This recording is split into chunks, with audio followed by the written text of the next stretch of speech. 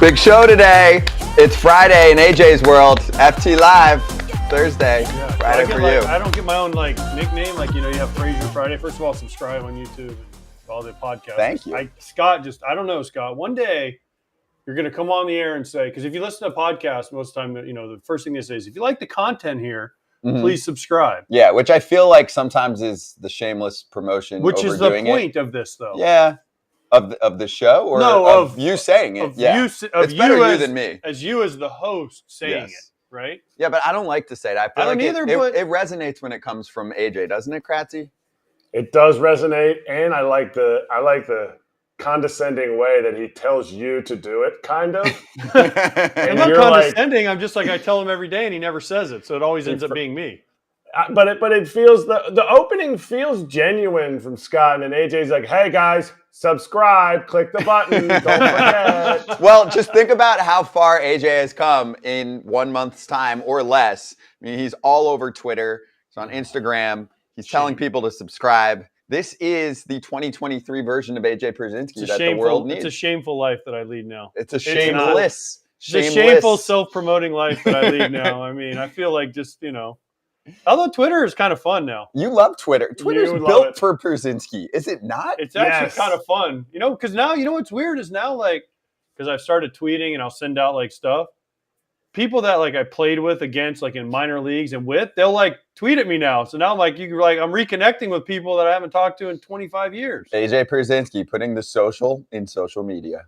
That's what it does. When we talk, Kratz, when we talk with Votto later, I asked him, I said, hey, you're on social media. You're big on explain it to me. And he went through it and he said the main thing is connecting with people. Yeah, he gave you a tutorial. He did. Yeah. And it was great. Another great promotion too. So Joey Votto, we spoke to last night. We'll run it today for the first time. Everyone will get to see and hear, and it's gold. Also, Michael Harris II joining us, Atlanta Braves star, rookie of the year last year in the National League, about 5 minutes away from joining us, and Rob Thomson, manager of the Philadelphia Phillies. It's a big guest Rob list. Thomson. I just said it real smooth. Thomson. Yeah, I know. real smooth. Pratt's already yelled at us off the air. Listen, it's Rob Thomson. I get told about pronunciations almost every day, and I've been pretty perfect. Evan Drellich. Everyone says Drellich, which is ridiculous. Mm-hmm. I nailed it for him yesterday. We didn't even get to talk about it because we were so busy talking about his book.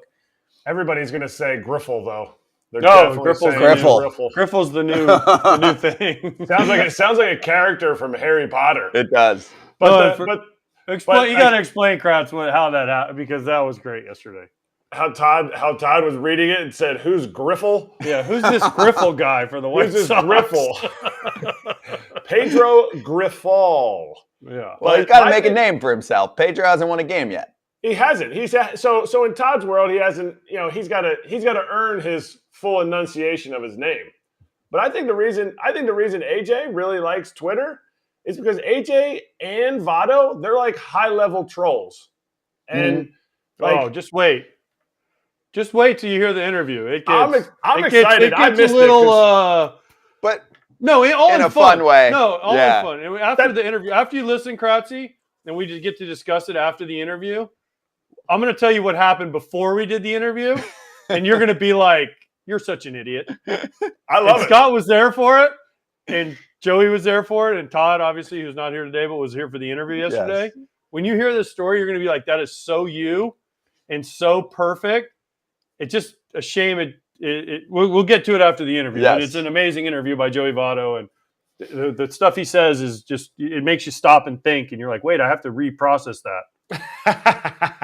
Agreed. I love it. He stops and thinks a lot too before he comes out with an answer that usually is gold. Yeah, and he's great storyteller too, Joey Votto. Perfect for a podcast. So if there's one thing we do before Michael Harris II joins us, it's talk about the WBC really one more time and say just two things on my end. Number one, viewership was off the charts, right? Even on FS1, just cable and all of that, not on Big Fox. And it peaked at 6.5 million viewers between FS1 and Fox Deportes in the 10:30 to 10:45 Eastern range. The key to that is what happened in the 10:30 to 10:45. Ohtani beat Trout. Exactly. Yeah. The last inning. Okay, so now let's take that. So now you can go to your next thing, which to I the know next level.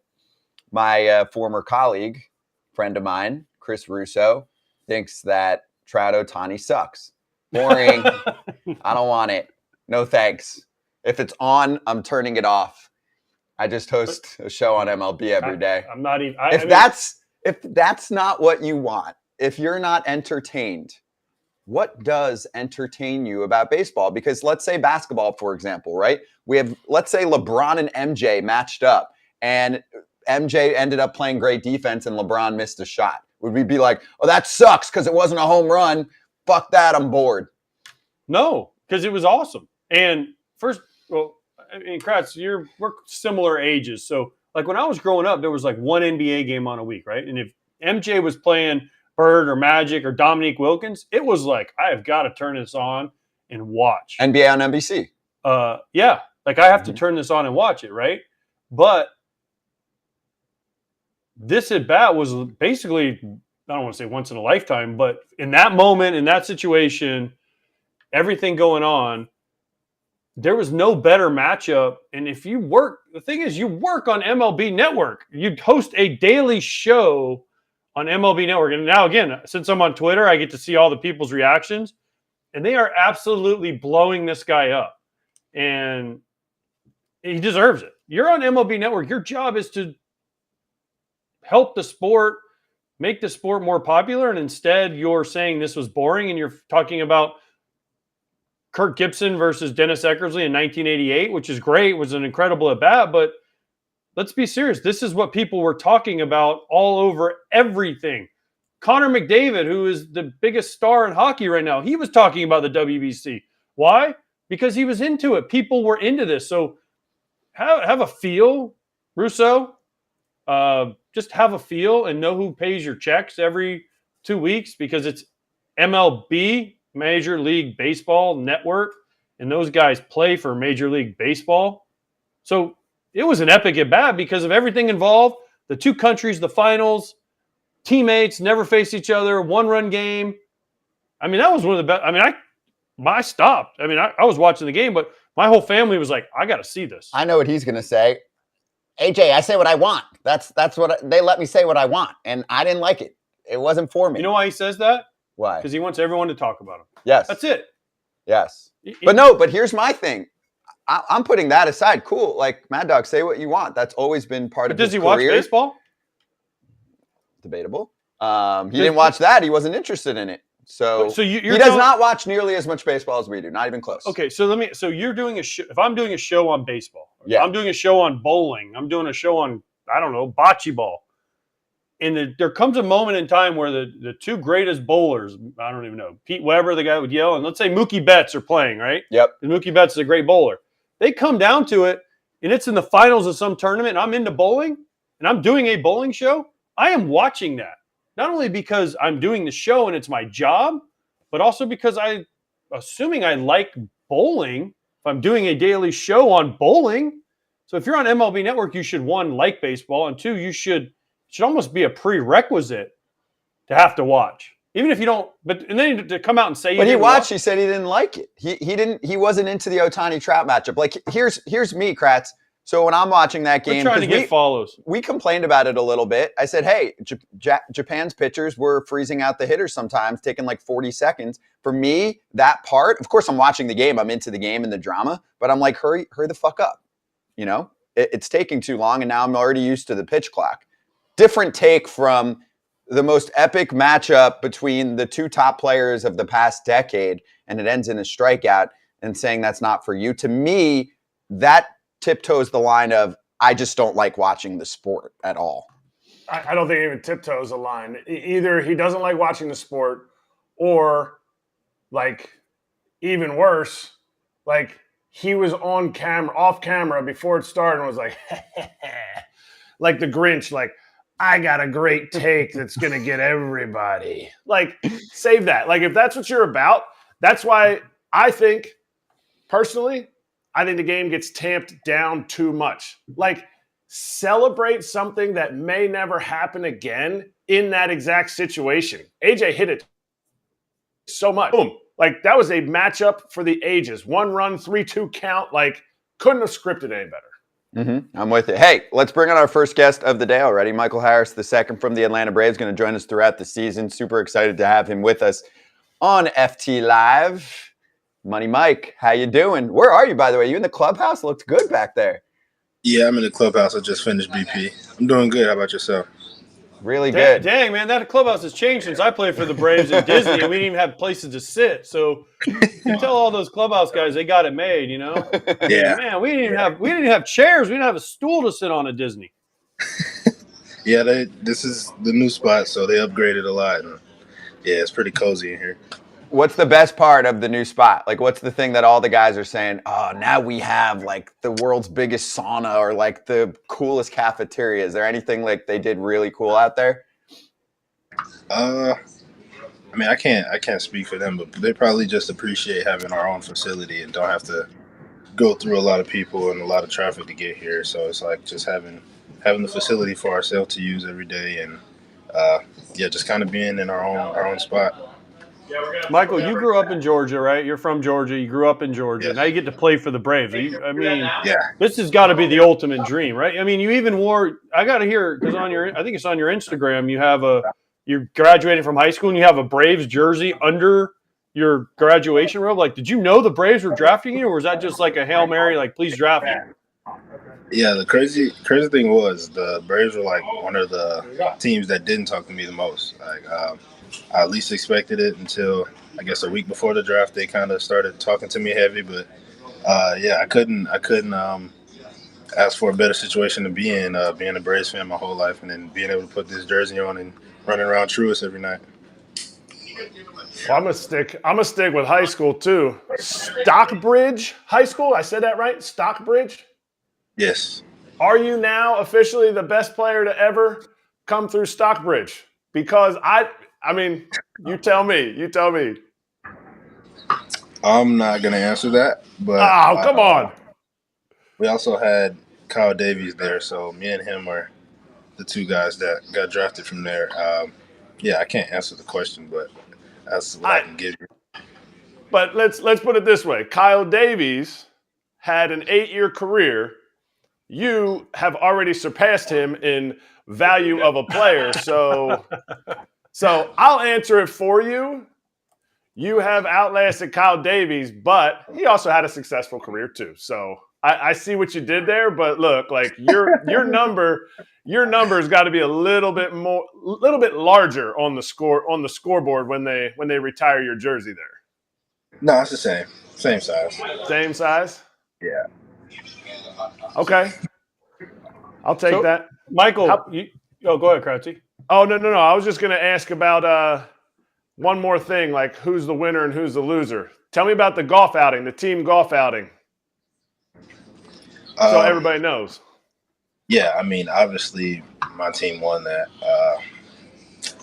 That's just how it goes. I mean, we were down and we actually played phenomenal on the back, and I think we shot like 8 under on the back to catch up with everybody else. So we went to like 3 playoff holes, and I ended up like parring the last hole by myself to beat the rest of the teams. The rest of the team bogeyed. So we won that, and yep, that's that. We were probably the underdogs, but we won. Michael, I know we're kind of we'll get to the Brave stuff eventually here, but the high school stuff. Tell Eric Durbin, if he's behind you, that I've traveled more places than him too, so he'll love that. All right, when you see him, when he walks by, tell him that I have better hair than him too. He'll hate that also. That? He's one of the clubhouse guys. One of the clubhouse. Braves. Yeah, Eric. He's been there for a long time. He's been there since I was there. Wait, you said Eric. who? Eric Durbin. If he's around, tell him I got better hair than him and I've traveled more places than him. Yeah, okay. I think he just walked by, but did he? Yeah. Yeah. So listen, I'm gonna stick on the high school thing a little bit. You were going to Texas Tech, right? You signed with Texas Tech before you signed with the Braves. You were going to be a vet. Now they recruited you as a position player, correct? No, I was going to be two-way. Two-way. So why in the heck did LSU recruit you as just a pitcher? Like, explain that to me. Texas Tech said, "All right, we'll let you two-way." LSU's like, "Nah, you're just gonna be a pitcher for us." And some MLB teams were talking to him about pitching versus, of course, the Braves about being a position player, which worked out pretty well. Yeah, I don't know why, but that was like my dream school. So I was kind of hoping that I could get the opportunity that I wanted there, and I kind of had to shut it down after the just pitching thing. So I just moved on, and they were actually the only team to offer me for just pitching. So it kind of broke me that was my dream school. Wait, was it Paul Maneri was the coach when he was recruiting you? Honestly, I don't remember that name. Okay, because he was the head coach there for a long time. Paul Maneri at LSU. Is he still there? No, he just retired. They have the guy from Arizona. Oh, okay. So it was an easy decision when the Braves drafted you. I signed out of high school. Kratz went to college as waste. Right? I signed out of high school. So explain to the viewers out there what it's like when you sign as a 17-year, 18-year-old kid. You go to play in the minor leagues. You start in the Gulf Coast League. I started in the Gulf Coast League. Explain what that first – like for me, when I walked into the first day, I was like – it was eye-opening. I was like, oh, my gosh, what did I do when I signed? So, like, explain that journey, like especially the first couple months in the first year.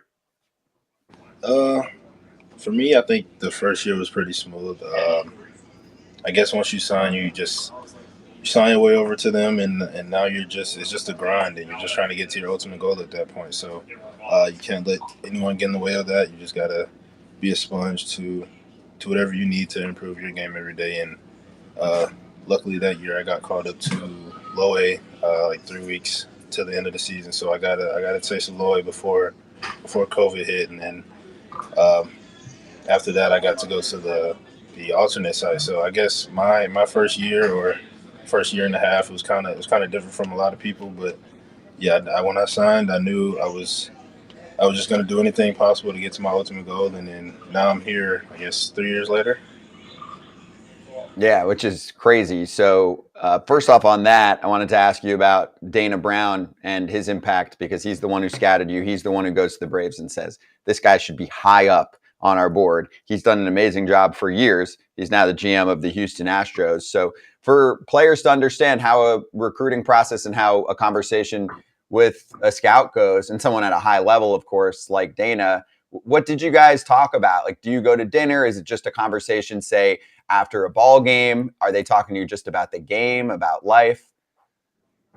So, I mean, I feel like mostly everybody that's going to the draft has home visits. I had a home visit with the Braves, but he didn't come. It was another guy, our area scout. But he came to one of my games in high school. I pitched, and then I kind of had a tough outing. Then I moved to the outfield, and I think I had a double and a triple, and then I was running around going to the gap and catching everything. So that's where he kind of knew my passion and what I could do in the long run, and that's why I guess I'm here to be an outfielder, because he pushed hard for me, and I really love him for that. And I don't think I'd be in this position without his input and his decisions he made as well.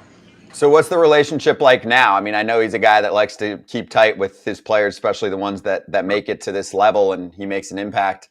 Like, did you talk to him when he got the job with Houston? Are you guys still kind of lifelong friends now? Yeah.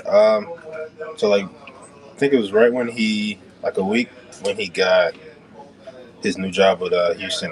We went to New York for the awards. So he was there, and we talked a little bit and chatted and just congratulated him on what he's done and what he's going to do for the Astros now. So I really appreciated him and what he's done for me in my career. So hopefully I can see him do that for somebody else with the Astros. Yeah, man, that's true. Hey, I've got a question for you. With your boy Vaughn getting sent down, that's something that's never happened to AJ. He doesn't understand what it's like to get sent down. I had that happen 4 to 5 times a year, so I understand the awkwardness of it. And one, how close are you guys? And two, how do you handle that? How do you handle when somebody that close, a teammate that you know is going to be a huge impact on this team, gets sent down and doesn't make the team out of camp? Yeah, I mean, I feel like nobody wants to be sent down. So he came home, and we're living together here in the spring. So he came home and told me after the game, and I honestly didn't believe him. I thought he was just joking with me. And I got the notification like 5 minutes later, and I don't know. It was kind of weird. I don't think anybody expected it. So that was kind of the toughest part about it. But he handled it well, and he said he's gonna go AAA and do what he needs to do to get back up, and I mean just grind to get back to where he wants to be. Did you give him any advice? Did you say anything to? I mean, like, was there like when you guys get home at dinner and you're sitting around watching TV or watching whatever you guys watch? Like, do you guys talk about it, or does it just kind of go away? Kind of little, but it wasn't really a conversation. It was just like little pieces here and there. But yeah, I mean, he's handling it well. He knows he can get that call at any point and can be back up. So he just said he's going to go out there and work and do what he needs to do to get back up with us. Michael, what's the one thing for people out there listening and watching? What's the one thing? Like, do you have one thought when you go up to hit? Is there one thing that you're like, okay, I got one thought? Because Greg Walker, who's your guys' minor league hitting coordinator, who loves you, by the way, I talked to him this morning and he said, reminds me of Harold Baines. Now, I asked him, does Michael Harris know who Harold Baines is? Because, Harold, Hall of Famer, but he played a while ago. So he said your heartbeat doesn't change like Harold Baines. So is there one thing that you look at and you say, man, when I take an at bat, this is the one thought process going through my head? Because I know Greg was big on that. Most of the time when I go up, I'm just thinking, hit the ball the other way hard, and just try to find a barrel, hit the ball hard, and my approach is up the middle the other way. So just staying through anything and really just trying to hit the ball hard and get on base somehow. Michael, what's the one quote that you always look back to? Is there a quote in your life, whether it's the way that you like to live your life or also something baseball related that you often use or recite?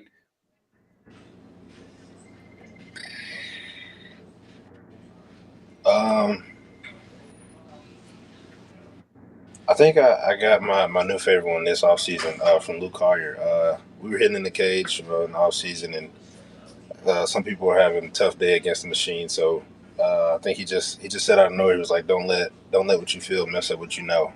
So just trusting in yourself and trusting what you can do, and instead of what's going on at the moment. I don't really know how to explain it, but it made a lot of sense at the moment, and all of us got the message, and it really stuck with us. So isn't Luke Collier's son Cam Collier the guy who was a stud last year? So yeah, he's good. That's a pretty good guy you're working with if you're out there working with Luke Collier. Is he based in Georgia? Yeah, they live in Georgia now. Okay, nice. So you won Rookie of the Year last year for the Braves. What's the best thing that winning the Rookie of the Year got you? Whether it was like to meet somebody, whether it was like a purchase, whether it was, I don't know, to be an appearance. I know you do a lot of stuff in the Atlanta community you recognize. So what's the one thing that, man, I'm Rookie of the Year, this got me, bam? Honestly, I don't know. I feel like I've just been doing the regular stuff I've always done, but maybe it'll come soon, but nothing that really stuck out to me yet. You know what you're supposed to say? It got me an 8-year contract for $72 million. That's what it got me. Yeah. That's what the answer. I got that before, though, so I didn't. Oh. But the performance got you the Rookie of the Year, and therefore the performance got you the contract. So don't be shy. It's okay. You're rich as hell now. What was, though, for you, Mike? We always like to ask this, too. I mean, what was one of the first purchases for you, whether it was for you, family member, or also just, the day that you signed that? I think it's cool sometimes to document what that experience is like. You work your whole life towards a goal, and you are allowed to celebrate those goals individually, even if players like to talk mostly about the team during the season, whether it was the off season. Is there a big family or friends dinner to be like, hey, let's celebrate that I'm now able to take care of myself and my family for a long time to come? We didn't have like a big dinner or whatever, but for Christmas I just paid off my parents' mortgage and relieved some stress off of them. So that's probably the biggest thing I've done since signing the deal. No, I love that. That's great. Hey, I had one more for you, Mike. Apparently you've got a secret talent besides baseball. Uh-oh. It starts with a B. Do you know where I'm getting? Yeah. What is it? See, I don't call it that. I just say pool. But is that what pool. you? Yeah, Oh. billiards, pool. Yeah. Well, I'm not a pool guy, and you're right. Pool does sound much cooler than billiards. The article said billiards, so that's why we have you instead to explain the talent. I mean, is it a handicap thing? Like, how do you measure how good you are? You say, "Oh, I can get it done in 8 shots." I guess it depends on how many balls are left on the table. Well, how many your opponent has left. I guess it kind of dictates how good you are, how quick you went through the game. Yeah, I just always had one at the house, and I would go down there and practice with myself, do trick shots or whatever. So I guess whenever somebody challenges me, hey, grab Snit behind you. Grab Snit. You can't just grab Snit. Say, Snit, come here. AJ wants to talk to you. He's still mad at you. Snit! What are you mad at him about? I'm just kidding. I played for him when he first got the job. Oh, true. I got him. It's like live look. Yeah, where'd he go? I think he's coming. He's coming. Oh, he's coming? Yeah. Who's that? Is that Franco over there to your left, too? I see Franco. Tell him I'm mad at him. He gave me the finger in WBC. No, Franco isn't in here right now. He's coming back. Okay. See, I see Snit. He's coming. All right. See, live impromptu right here. Michael Harris getting us the Braves manager. Where's your picture at so he can see you? Snit. AJ wants to talk to you. Put us on the the shot here, Gab. Snit. Can you hear me? Gab, put us on the shot. There I hear you. Where are you? Oh, there you are. Right here. I'm in Orlando, your old stomping grounds. How we doing? I know. I need my readers on. I can't see you. Oh, that's better. Are you doing some kind of Zoom thing from your house? Yeah, absolutely. We got this TV show. We're going to get you on with Michael. Okay. All right. You doing all right? I'm doing great. How about you? All right, give me your prediction. How you guys going to win the division? On the spot. That's what we're here for. That's right. That's a great answer. That's what I told Michael a month ago. That's what we're here, is to win the division again. Hey, Snit, one quick thing for you. What's the one thing from camp that we should ask Mike about? Like, what's Mike doing this spring that we need to witnessed ask him? Travis's hole-in-one. Oh, wow. We talked about that. We did that talk is about good. that. All right. Okay. Mike, give us the play-by-play of Travis's hole-in-one, because there's no video proof. And so some people were texting us being like, if it's not on video, how do I believe it? Yeah, I was like 2 holes ahead of them, but I heard it when we were on the green. I heard everybody screaming, and I told my group that somebody just made a great shot. And yeah, I heard it from 2 holes down, so I knew it had to be crazy, but I didn't see it. That's great. Snit, thanks, buddy. I'll see you during the year. Good to see you, AJ. Tell the family hi. Tell all the boys they're hi. I'll tell Walk I saw you. Yeah, thank you. Okay, see ya. Love that. Hey, Mike, we appreciate you, man. It was great having you on. We're looking forward to having you on throughout the season. Enjoy the rest of camp. We'll talk to you during the year, all right? All right. Thank you. Thanks for having me. Cheers, man. Thanks, appreciate you. All right. I like that. Awesome. Snit's great. He's fun. I forgot. So was it his first year? Was it 2016? Freddie Gonzalez got fired in May. Of 2016. 2016, my last year. And Snit was the manager, the interim man. We were in Pittsburgh.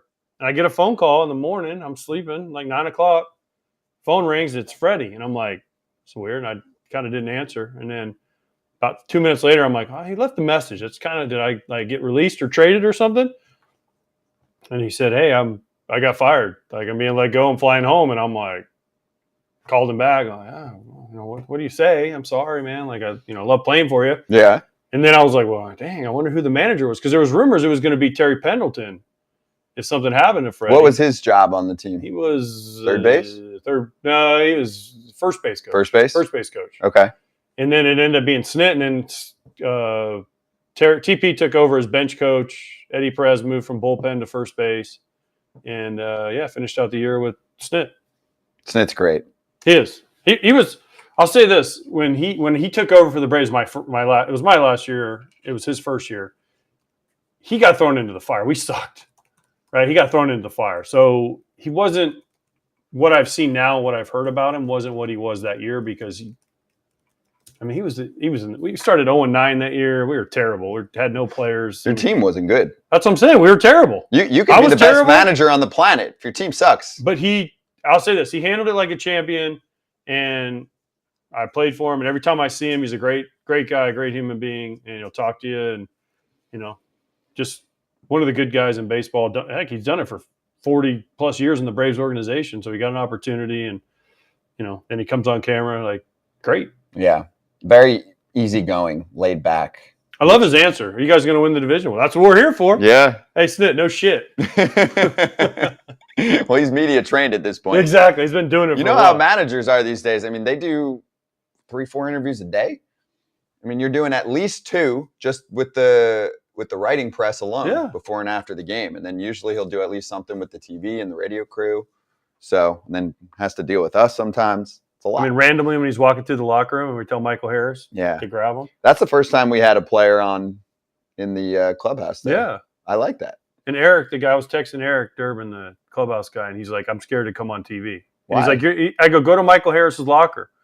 And he said, he's not there. I'm like, well, I'm talking to him live. He's definitely there. In the locker room. Go find him. You know what's funny is, so sometimes for me, if I tell someone like, oh, sorry, because I've missed so many things in life, I can't go, whatever, at least I have like the very easy excuse of, I'm not lying. If you turn on your television right now, I'm there, right? Like for the first 5-6 years, like MLB never gave me a weekend off, which whatever, you know what it is. But I'd be like, I can't go to anything, like party, wedding, whatever, you name it, I can't go. So it's every once in a while, your friend might get pissed, right? Why can't you go? Turn on the TV. Yeah. I'm on a show. Same. I mean, doing the Fox games on Saturday, right? Exactly. People are like, oh, let's go to the beach this weekend. I'm like, I got to work. They're like, you don't even have a job. And I'm like, dude, turn on your TV at 7 o'clock on Saturday night. You'll hear me. And I'm in San Francisco. So you know why I can't go to the beach this weekend. You want to go during the week? I got a shot. Not anymore. Because I'm so sorry for the 2 hours of your life that we are taking up on a show. But no, I mean, for a clubby to say, hey, Mike's not at his locker. He's live. I even sent him a picture. YouTube. I'm like, I'm talking to him now. Yes, exactly. Yeah. Amazing. Good stuff though. You know what I liked when he said about Vaughn Grissom? Like, it's a hard, because Eric Kratzy joked that I never got sent down. Well, in 1999 with the Twins, I was living with 2 other guys. They both made the team. I did not make the team. So I know that feeling of being the guy that didn't make the team, and your roommates are like packing up to go to Minnesota. They leave like a week before everybody. And they're ready. They're excited. Is it awkward? First opening day. I mean, just because they're your buddies, they're not. Yeah. But it's still a little bit. But his answer was good. Like we talked about it. He's like, I'll be back. Sounds like Vaughn Grissom had a great mindset for it. But man, I think it might be stranger for the guy that makes the team than the guy who gets sent down. Because the guy who gets sent down is like, okay, I know what I have to do, but the guy, you feel bad as the guy that made the team. And he lives with him. That's it's what not I'm saying. like You live with him. You can avoid each other. Like they live together. So it's different. Hey, Kratzy, how you doing, man? Oh, special You look guest, good. Eric Kratz. Yeah. Got sent down during the Michael Harris interview. Yeah, no surprise there. Don't worry, we only had the manager on without you. We had the great. Oh, by the way, now we're gonna have He's Rob here Thomson. right now. We're gonna have Rob Thomson, so now we can get him to react to what Snit said. So it's gonna be great. Yes, this is good. We're just flying around the NL East right now, from Harris and Brian Snitker to Philadelphia Phillies skipper Rob Thomson joining us right now on FT Live. Rob, great to see you, and your boy Kratzy's been very excited to have a little conversation. How is camp going, and are you still waking up at, what was it? You used to tell me 2:30, 3 in the morning, something like that. What's the wake up schedule? Well, first of all, camp's going very well. We've had a lot of really good performances from guys that are trying to make the club, and yes, I'm waking up at 3:30 in the morning and getting to work and getting the stuff done. Rob, it hasn't been that great in camp. Like, you've watched the WBC. You go out to your games at 1 o'clock and you're like, this game is way more boring than the WBC. I wish they would have asked me to manage Team USA. No. Well, I'd be Team Canada. I wouldn't be Team USA because I'm a Canadian citizen. You have squatters law. Squatters law. You'd automatically be American. You're barely in Canada. You don't even know how to buy a Molson Ice. I went into you don't have any Molson Ice in your cooler in your office. So I do not know. They're going to take your Canadian card away. Yeah. Well, it was a little stressful during the WBC because all our guys were there, but now we got them back and they're healthy and they're playing today. So I'm excited to see them for sure. Rob, we had Michaelis on yesterday, and I asked him, were the Cardinals America's team, right? Because they had Goldschmidt, Arenado, Waino, and himself. They had 4. Well, you guys were America's lineup, right? With Turner, Real Muto. I mean, Schwarber hitting bombs, doing crazy stuff out there. So, I mean, no, our guys played well. They really did, and they really enjoyed it. I was talking to them this morning. This was the first day back, really, for them because they traveled yesterday. And they really enjoyed it, and they really enjoyed meeting those other players, all of the other great players on the U.S. team, and getting some real competition, and getting their blood flow up a little bit early in the season. So, all in all, it's all good. They're healthy, and I'm happy they're back. Were you worried though at all? I know people, we saw the Edwin Diaz thing. Were you worried? Yeah. I mean, how worried are you as a manager that your guys, something could happen? I mean, something could happen in a spring training game today, God forbid, right? So how worried were you because the intensity is higher? Yeah, and that early in camp, they left here. I forget what day it was that they left, but you're worried about it every day that something's going to happen, and it's not on your watch. And now, we've only got 5 or 6 days left to ramp them back up and get them used to playing daily. Back-to-backs and things like that. JT hasn't played back-to-back yet.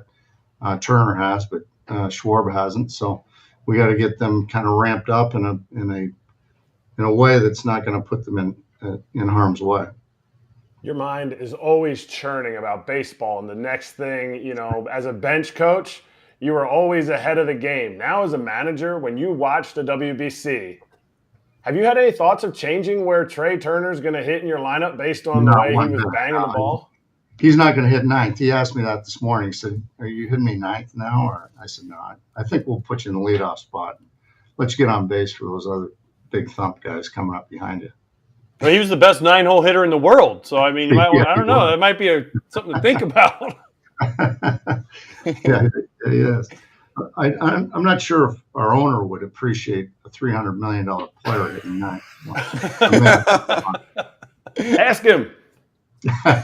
You won't. Hey, I actually have a question about that. I've spoken to your owner, John Middleton, before of the team. This guy, in my mind, might be the most knowledgeable baseball owner in terms of the actual game itself. So can you give us some insight? This is one of the guys I think that should be celebrated, in my mind, seriously, for someone who cares about the game. He's spending on the team. I know he has conversations with you, with the players, everyone else. He watches the games. Can you just give us a little insight on your relationship with him and what he's like? And he shags balls in the outfield during batting practice and picks up balls. He's an incredible person. He really is. And I when I introduced him at the start of spring training, I said, in my mind, he's the best owner in baseball. And I said, John, I don't have to say that. You just signed me to a 2-year extension. So I don't really have to say that. I'm going to say it anyway. But he's incredible. And he's got a passion for the game and a passion for the city of Philadelphia, the Philadelphia Phillies. He doesn't want to win one world championship. He wants this organization to be the best organization in the history of the game. And that's how passionate he is about it. So, Rob, you were now as the manager of the Phillies, and now that you've kissed up to the owner, which we all can appreciate here. No, it's real. You were, I don't know if a lot of people know this, you said that 2022 was going to be your last year as bench coach. Yeah. Well, now you're the manager. Was that did you go to Middleton and say, listen, dude, no. You don't hire me as manager, I'm out? So, what happened here? I mean, that's leverage. You were supposed to be out. Now it's a 2-year deal. Yeah, I don't know. I just felt like going into last year, I felt like I was just getting a little stale, and I felt like, I was doing the same thing over and over again, and maybe there was a better way to do it. A younger guy come in and run camp and help these guys get prepared a little differently and spice it up a little bit. And then all this stuff happened, and my love for the game, if you want to call it that, came back. My passion for it, and I just really enjoyed being here and doing this and being with these players. And we got a great group. They have fun. I couldn't wait to get to the ballpark every day. And you became the manager, which you hadn't been for years, and you guys were 2 games away from winning the World Series. We get it. You want to stay around. I get it. No, I want to know. I'm revisiting the whole Middleton thing, and when you said, I'm going to reiterate what you said about him being like a great baseball person. Like that whole ownership group is incredible people, starting from Mr. Montgomery. I don't know if you knew David before he passed away, but and the Middletons have passed that on. But what I want to know is about his speech. We need to hear about, because I've heard from several players that his speech was, in their words, absolute fire. At the beginning of spring training? Before spring training, yeah. Yeah, it was. And he really said what I just said, is that he loves the players, he loves the Phillies, and he wants to be the greatest organization in the history of sports. He wants to do it for many, many years. And it's true. That's who he is. And he's put a lot of money into this club, and he's put a lot of heart into it and passion into it. He's really a great man, and he cares a great deal. Hey, Rob, I want to ask you about when you signed that extension, just plain and simple, and I like to get this from most. Like, what did you do to celebrate? And obviously, I remember I was there covering the Phils, and you had to get ready for the game. But then after the season, I mean, you got to crack a bottle of wine, champagne, go out to a dinner. Like, there's got to be something. Maybe there's a little purchase made. What was the celebration like for you? Really didn't do anything because, what is this? When we were done the World Series, we were back on the road and we were interviewing Turner, all the shortstops, and we were on Zooms. So it really didn't stop. Then we had to go to winter meetings, and it really didn't stop. And I guess my wife and I went out to dinner and celebrated, but that's about it. I didn't really change my lifestyle or buy anything fancy or anything like that. That's just kind of who I am. You just kind of were like, oh, I'm the big league manager. It's no problem. Like, not a big difference for me, So Trey Turner's been absolutely electric. You brought him in. You guys went to the World Series. The atmosphere in Philadelphia, I was at one of the games in Philadelphia. It got rained out, of course. It was Halloween night. So, but even before the game, we just had Brian Snitker on. We asked him, are you guys going to win the division? He said, well, that's what we're here for. So here you go, putting you on the spot. Are the Phillies going to win the division with the Mets, the Braves, Phillies? Marlins aren't, terrible. The Nats are not good. Marlins aren't terrible. Between those three, you guys going to win the division? Well, that's the plan. That's it. I mean, that's such manager speak. I mean, that's what everybody should say, really. If you're not saying that, then I don't know who you are, but you probably shouldn't be in this chair. Fair. That's fair. Now I want to go back to the Turner thing. You glossed over that. You were like, yeah, we signed a deal. I didn't buy anything because I'm boring. And we went and talked to Trey. Take us into those conversations. And don't give me we really like what we've done. You really would slot in. Like, he would slot in left field for you if Schwarber would move to DH. Like, what are those conversations? How do you approach that guy? Because I don't think you've ever been in that situation, right? You've always been the bench coach. And the way we approached it was we just wanted to get to know the player and wanted the player to get to know us. And that's really what it was all about. We want to meet all the wives of all the players and let them know about the city and about where they live and or where the good places to live are and how long it takes to get to the ballpark and whether, all the little things that go into kind of recruiting a guy, I guess. So that they feel comfortable with us and with the situation that we're in, and we knew enough about the players really that we didn't really have to dive into their lives all that much, but they were all good. I mean, we met all four of them and they were all excellent and really, tremendous players and tremendous people too, and very intelligent people. So. But Trey was really the guy that, for me, he was the guy that I kind of wanted the most just because he's just such a high on base guy. And we just didn't have that guy at the top of the order. And not that Trey's just an on base guy, because obviously he's got the slug in there too. But he was kind of the guy that I had my finger on. And does that conversation look like are you taking... Is it you and Middleton going, or is Sam Fold going? Dave and Sam was on a couple of trips, and Kevin Long was on the trip out west because he lives in Arizona. So he met us out there, and we talked to all of them. And they were great conversations. They really were, and we were there probably hour and a half, maybe 2 hours, and just to get to know each other. Is it at their house? Is it, do you go out to dinner? Do you cook? I do not cook. Nothing? No. Hot dogs? Well, You got to do better than hot dogs if you're throwing a $300 million offer out. But, one was we went to Trey's house, and then we met Xander Bogaerts and Carlos Correa out in California at a hotel. And I missed the Dansby Swanson meeting because my Air Canada flight was delayed. So I just went home. But I think that was at a restaurant as well. Hey, Rob, I want to ask you about Bryce.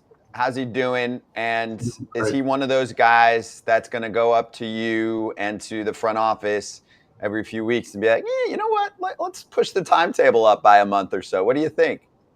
He's doing great. He really is. And he just started a soft toss program in the cage, and he'll progress to BP in the cage, and then BP on the field, and then velocity and breaking balls and all that stuff. And I'm not really too worried about the hitting aspect of it. It's more sliding and jamming your hands, and he's such an aggressive player and runner that that's the thing that kind of worries me the most. But he's doing very well, and he's right on schedule at this point. You guys didn't put him on the 60-day DL. Is that IL? Sorry. Is that to give Philadelphia hope? Is that because Bryce said you're not putting me on the 60-day in case? No, it's just keeps our options open in case something happens, and he's ready way before that 60-day IL would finish. So you're saying there's a chance? That's right. You never know. I love to hear it, Topper.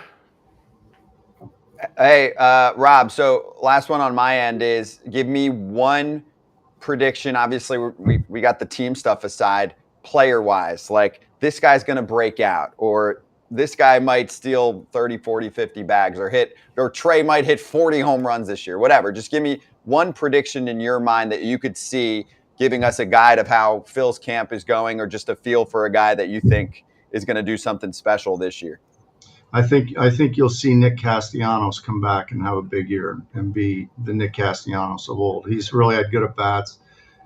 His average isn't all that. It's a small sample, but he's not jumping at the ball like he did last year. He's not chasing so far in spring training. He's staying back. He's got more walks than he's ever had in his life, and he's driving the ball again. So I really expect Nick to come back and be the player that we knew and we've seen in the past.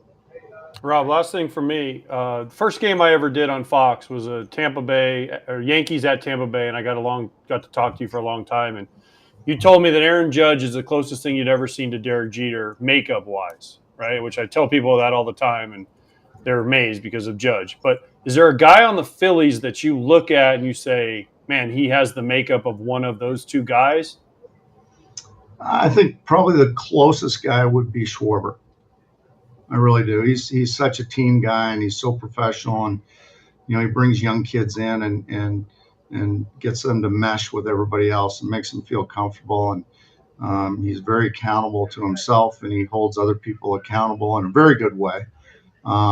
He really brings people together. He's a special guy.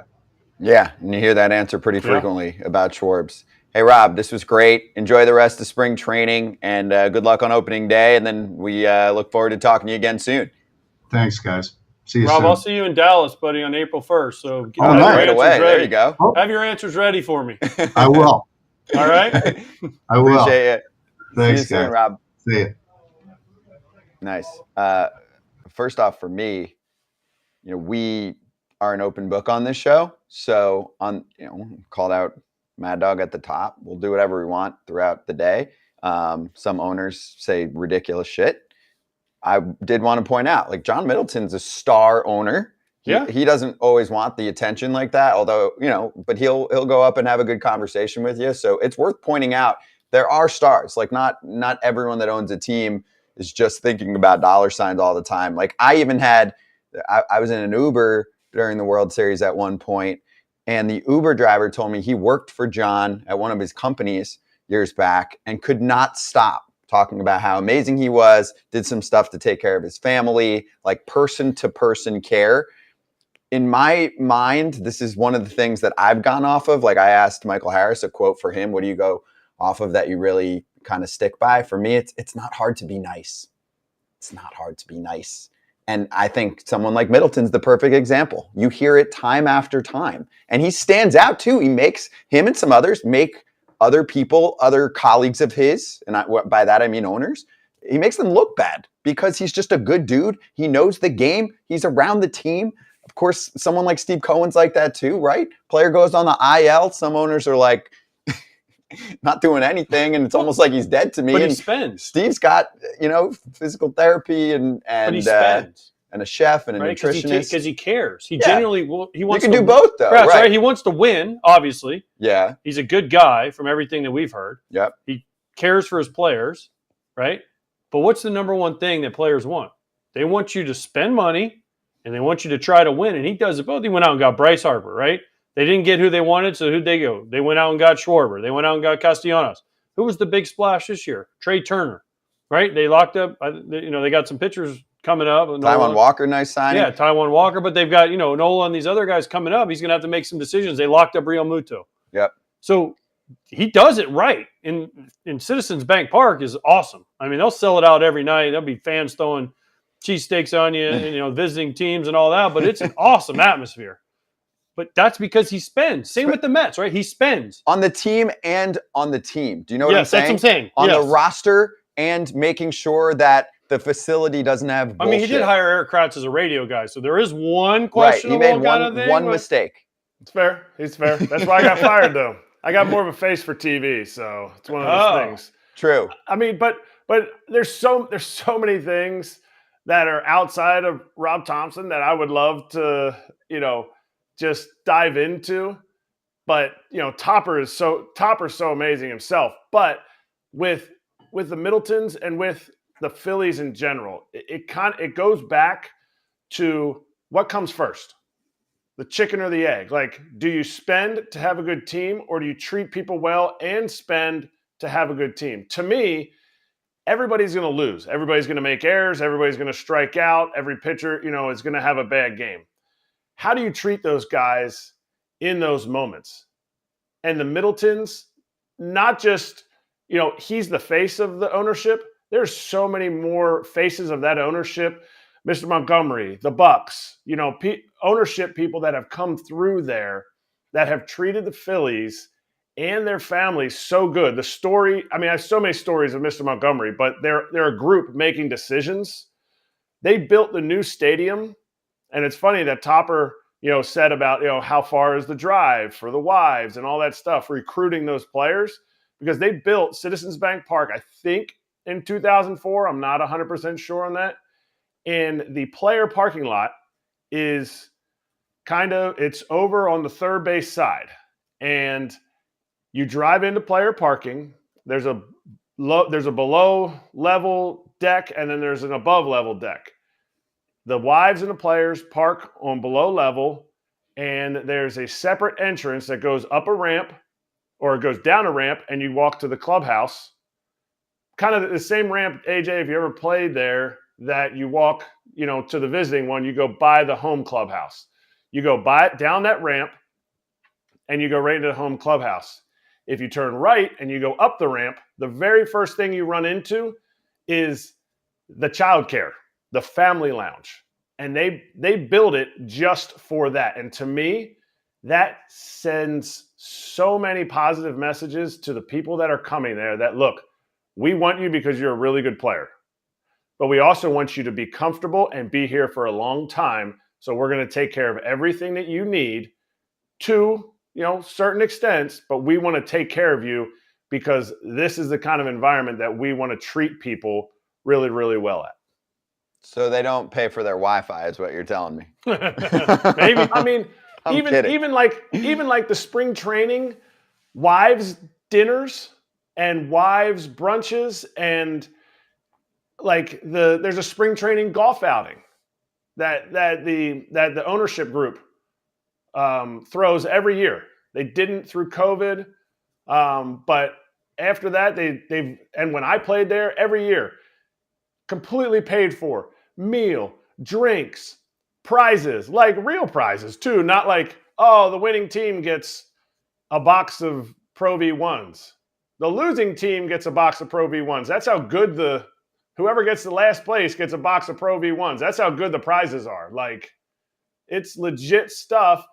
And it's sad for me when the organization was losing so many games that, because I know the people that are in the front office, the people that are in ownership, and to me, they made some bad hires and it set the organization back.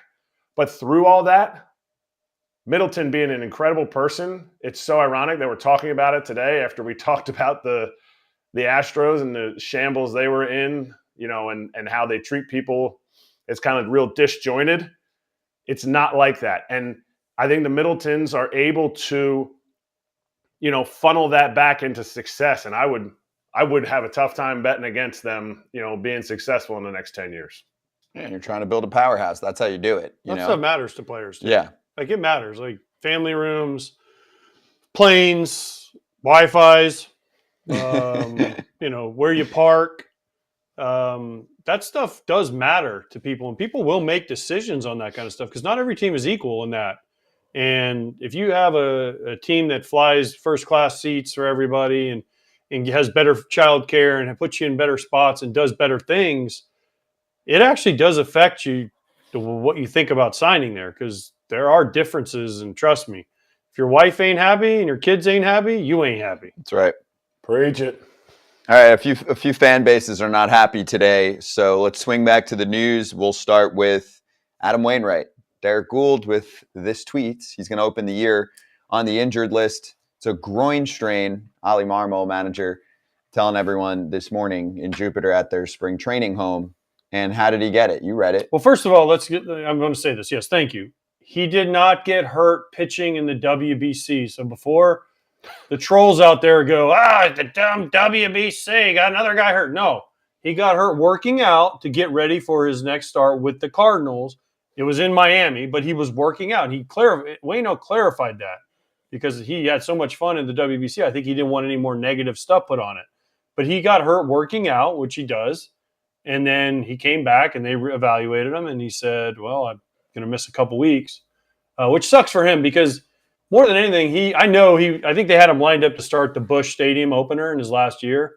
And for Adam Wainwright, who's been with the Cardinals his whole career, his whole major league career, that would have been a special moment for him, taking the field at Busch Stadium to start the home opener. So I'm very upset for that, but get well soon, Waino, and can't wait to see you pitch again. And blame the weight room. Say, hey, it wasn't my weight room.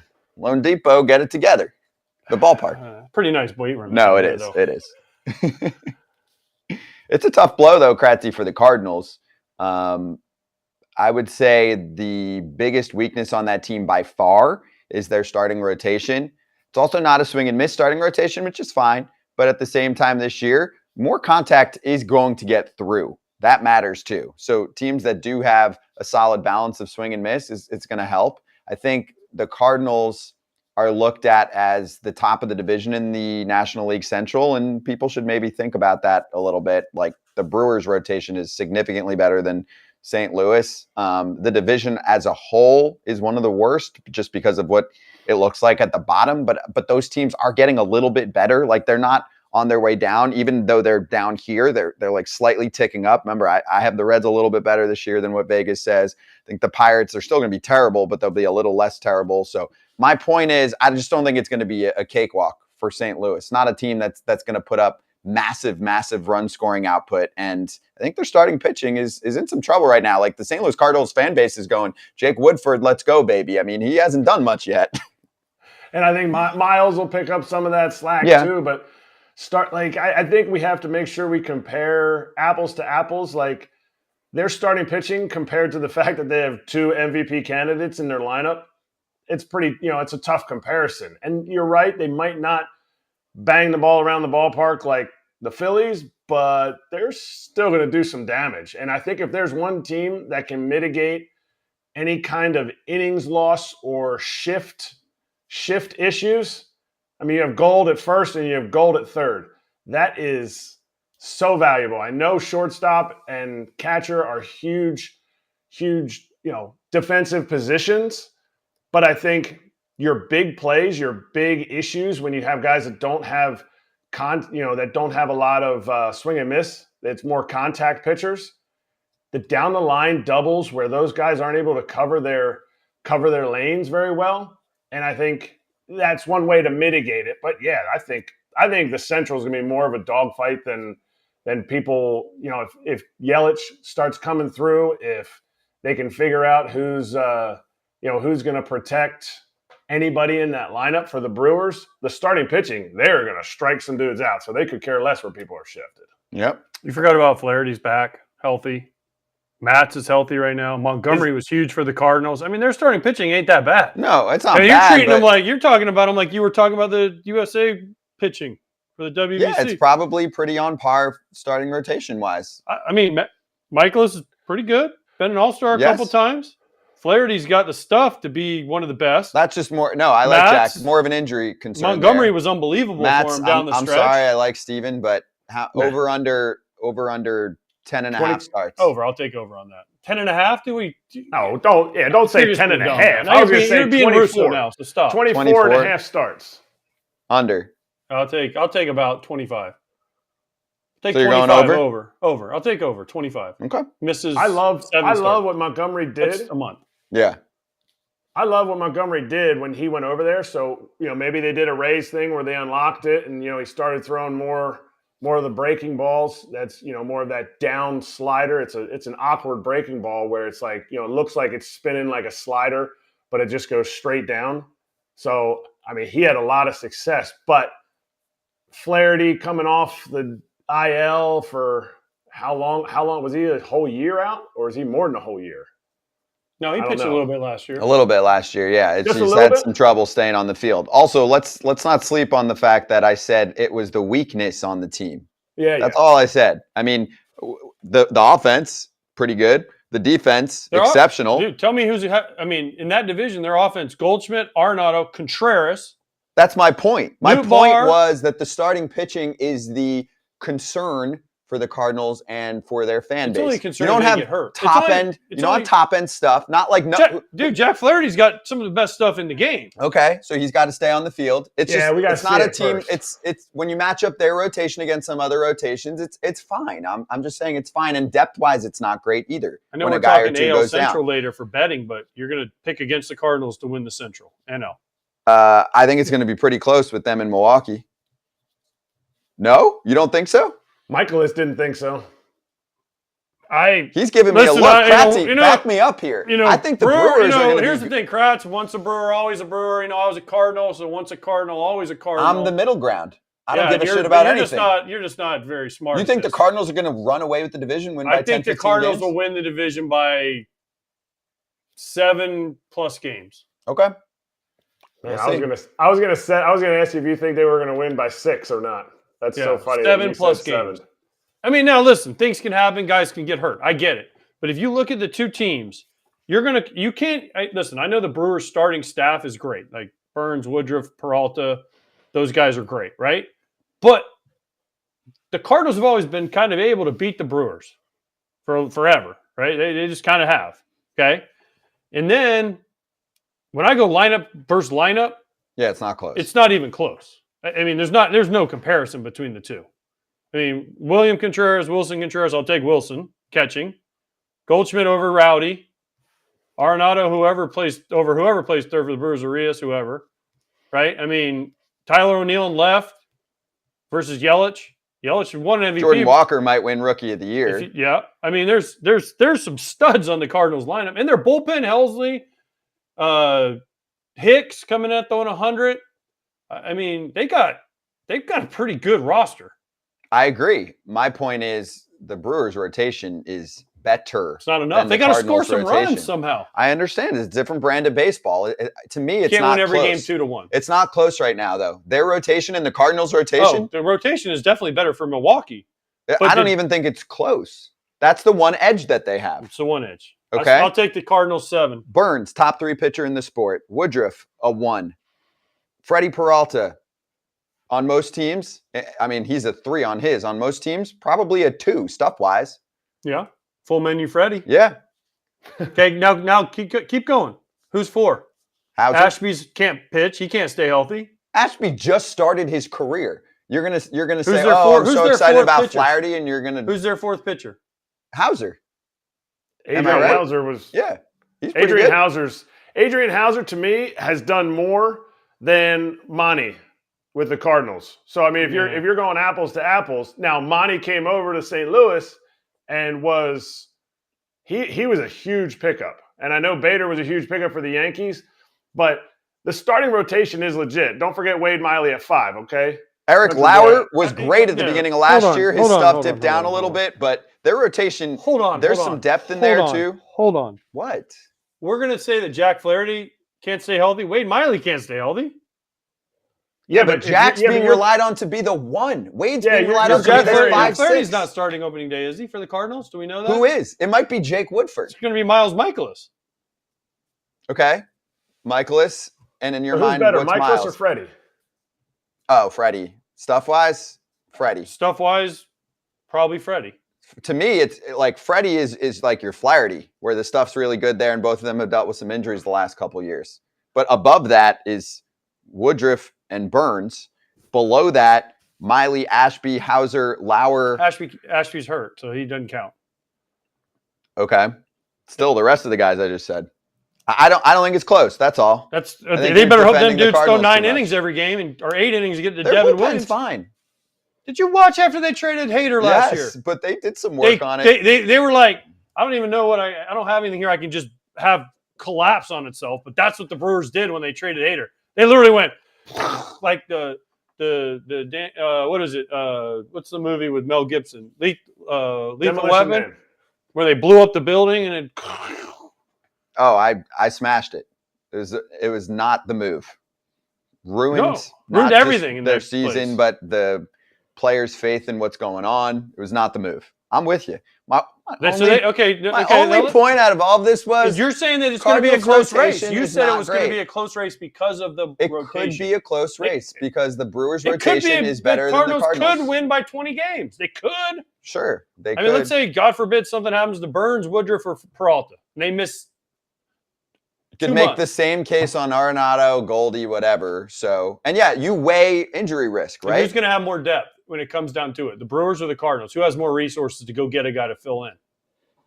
The Cardinals, but they often don't do those moves. They don't make the huge. What did they do last year? Quintana? Yeah, and Montgomery. What did they do? Got him to the playoffs. Their fans were pissed. They felt like they should have done more. Well, fans are fans. That's why they're called fans, because it's short for fanatics. Yeah, but they often at midseason don't make that crazy splash trade. Did they make the splash signing at a position of need this year? Which one? Catcher. Sure. Thank you, Kratz. Okay. Catcher. Did they go out and get the best available catcher? Wilson Contreras? Yeah, good for the lineup. Has work to do behind the plate. Okay, but no. AJ, I'm not knocking. I'm just saying they're not a lock to run away with the division. That's all. Okay. And answer me this. Yes. Did you ever play against Wilson Contreras? I did. Can he anchor that staff? Because I am a huge proponent. If you look throughout history, if you don't have a catcher, and we're just talking about the division, we're not talking about the Cardinals like winning the the National League pennant or anything. Can you have a catcher with a reputation like Wilson Contreras for suspective pitch calling, winning a National League championship? Can he anchor that staff to a playoff contending team? My response to you is, who was the catcher in 2016 when the Chicago Cubs won it? I'm not disagreeing with you. Contreras and David Ross played a lot. But Contreras was the main, and they had Miguel Montero too. But yeah, he was the main guy when he came up. Contreras came up; he was kind of the main guy, right? I mean, he was the starter. He did pretty well. I mean, he won a World Series first time in 108 years or whatever the heck it was. Now he'll also have Yachty will be around. Like he'll be around. He'll be in his ear, right? Wainwright. We'll talk him through everything. And I don't know who the backup guy is going to be, whether it's going to be Kitzner probably or whoever. Probably Kitzner. Yeah. he's caught these guys, right? But they have a veteran staff. It's not like they have a bunch of young kids he's trying to guide. I mean, Wainwright, Matz, Flaherty, Montgomery's fairly young. Their bullpen's been around. No, bullpen's good. Their bullpen's right? good. Yes. I mean, so it's not like he's catching guys that don't have an idea what they want to do. I mean, now will they be on their pitch comm on their glove saying, call this? Makes it a little bit easier than back in the day, Kratzy, when you were like, what do I put down? Because I don't have anybody helping me. Like the pitcher can now go, like Scherzer talked about, right? I'll tell you what I'm throwing. Yeah, I'm throwing this. Just catch it. I like that. I mean, he can throw. He gets big hits. He's got a reputation getting big hits. He can throw. I mean, listen, I think that is the one thing with the pitch comm and the pitchers using the pitch comm. It takes that equation a little bit lower for the pitchers that want to use it. Mm-hmm. I think it's a very underrated, talked about. It should be talked about so much more. That position, especially when you're pushing a guy into starting catching. I just looked up in 16, how many games he caught that year? How many do you think he caught in the year that he didn't come up until like the middle of the year. So I'm going to say 50. 57 games. Damn, I'm good. And so my thing is he was probably the best position player available in the trade market last year, and he didn't get moved. Like, you can't just slot any old person back there to catch 130 games a year. I know he can. I know he can throw, and I know he's going to give you so much thump at a position that lacks thump. But don't get enamored by the whole him picking the first, picking the second, picking the third every 3 pitches. Like, there's a lot that goes into it. There's a reason why Russell Martin was in the playoffs 10 out of his 11 years in the big leagues.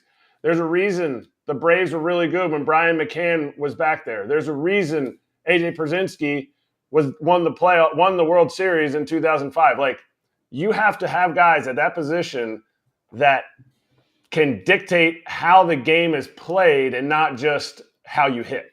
Would you rather have Martin Maldonado or Wilson Contreras? Are we talking for a whole season? And the playoffs. Just you only get one player. Which one do you want? And it goes in, and the rest of my lineup. So just dropping Martin Maldonado right into the Cardinals. Like I'm Houston right now. You drop Wilson Contreras in on the Astros, and you drop Martin Maldonado. You switch them. Well, like if I'm Houston, do I want Maldonado? Well, they made that choice. They did make that choice. They made that choice. Because remember, they were going to trade for Contreras. I think they had a trade, and it got rejected, I think, by the owner? By Dusty and Crane. No? By the I think owner. Click pulled it, and then the other two said no thanks. That's why I'm asking. I'm just curious. Obviously, in the free agent market, I mean, for a whole one gets way more than the other. Just asking the question, throwing it out there, only because all you ever hear from Houston is MVP of our team is Maldonado. He spends 4 or 5 hours a day prepping. He not only preps for the pitcher, he preps for the hitters on how to face the other pitcher because he's that damn good and smart and tells us what to expect and studies trends. Just throwing it out there. That's all. He gets talked about like that.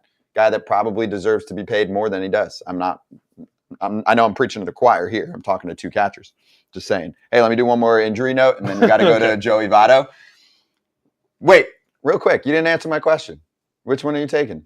For a whole season? If you're on the Astros right now, do you want Maldonado or Contreras? You have to have whole season plus playoffs. Who do you want? I'll take Contreras. Kratzy? I know Kratz is going to say Maldonado.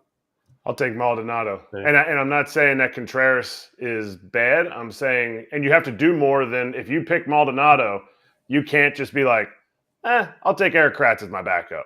No, you got to get with him. You got to get somebody. Like to me, if I have Maldonado, I'm going to get to pay him $1.5 million, and then I'm going to pick up Gary Sanchez, and I'm going to be able to work Gary Sanchez in there. So now I have, to me, 2 above-average catchers behind a dish. And wait, you lost me when you said Gary Sanchez was now above we're going to have average. to spend 30 minutes wait, Mike. on this. I think my IFB went out when you said that. I didn't say playing behind the dish.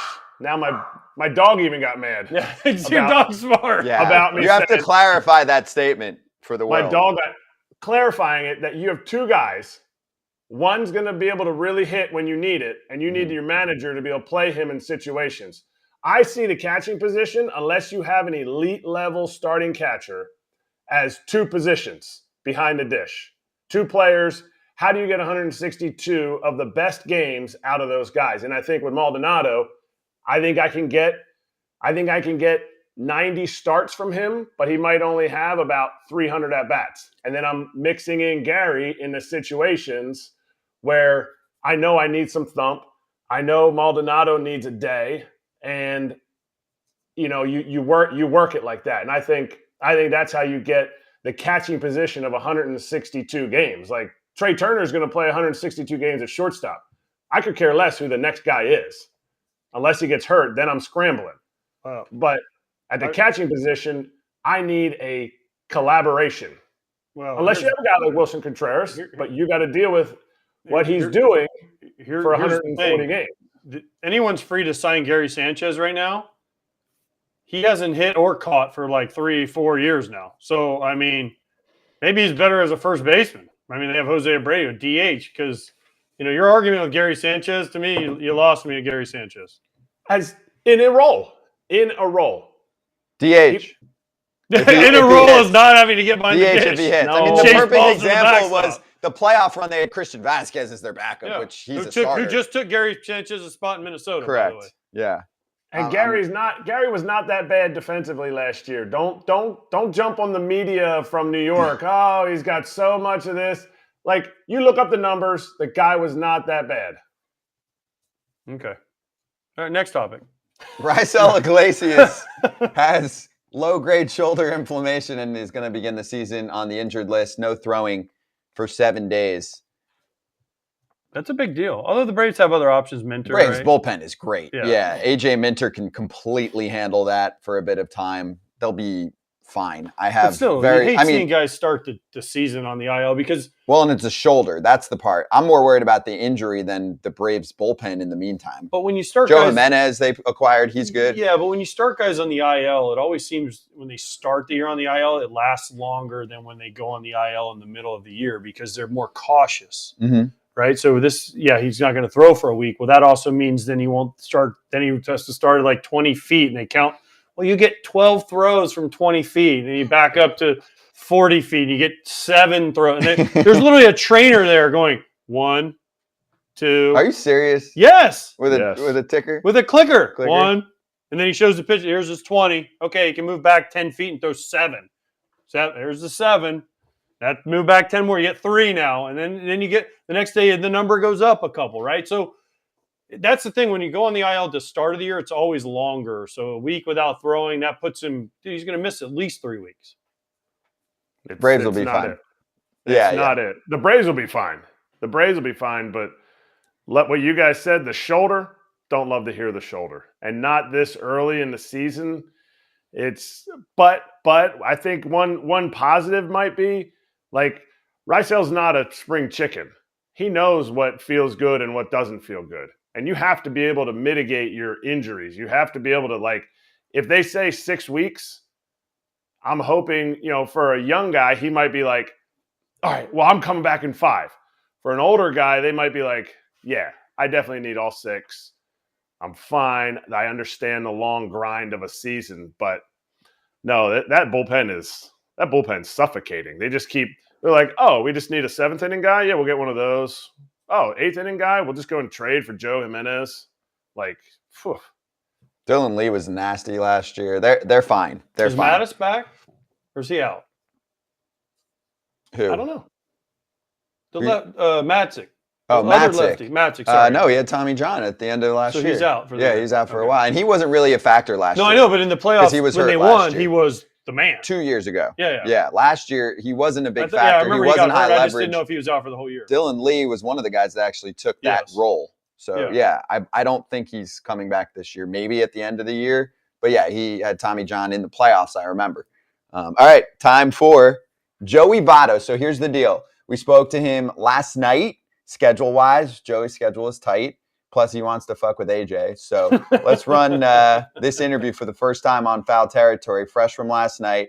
It's Votto, it's me, it's Pierzynski. Kratz had a game. It's Todd Frazier on there, too. Kratzy, you're going to like this. Let's run it. joined by Joey Votto. Frazier's been looking forward to this for a long time. He's with us. I like that look, too, on foul territory. Hey, what do you think of Frazier's setup, by the way, Votto? Looking good back there? Yeah, he's got a nice batting cage. Yeah. So here he goes. Great batting. I love him. He's I great love him, batting. man. There's nobody better than this guy right here, man. He's going to tell you how it is, and he's not afraid to shy away from anything, and that's why I love him. You're like on that. Todd and I played together for people listening, people watching. Todd and I played together for a while. He came up when I was probably 5-6 years into the league, and the common theme among young players is stay quiet, stay in your locker, mind your business. And Todd came out and just like let us all have it. Like has a leader streak, is going to say something, is going to challenge us. He and I mean, I'm sure you've said this before. You and I have like dusted heads a couple times, but Of course. I will say you were a great teammate.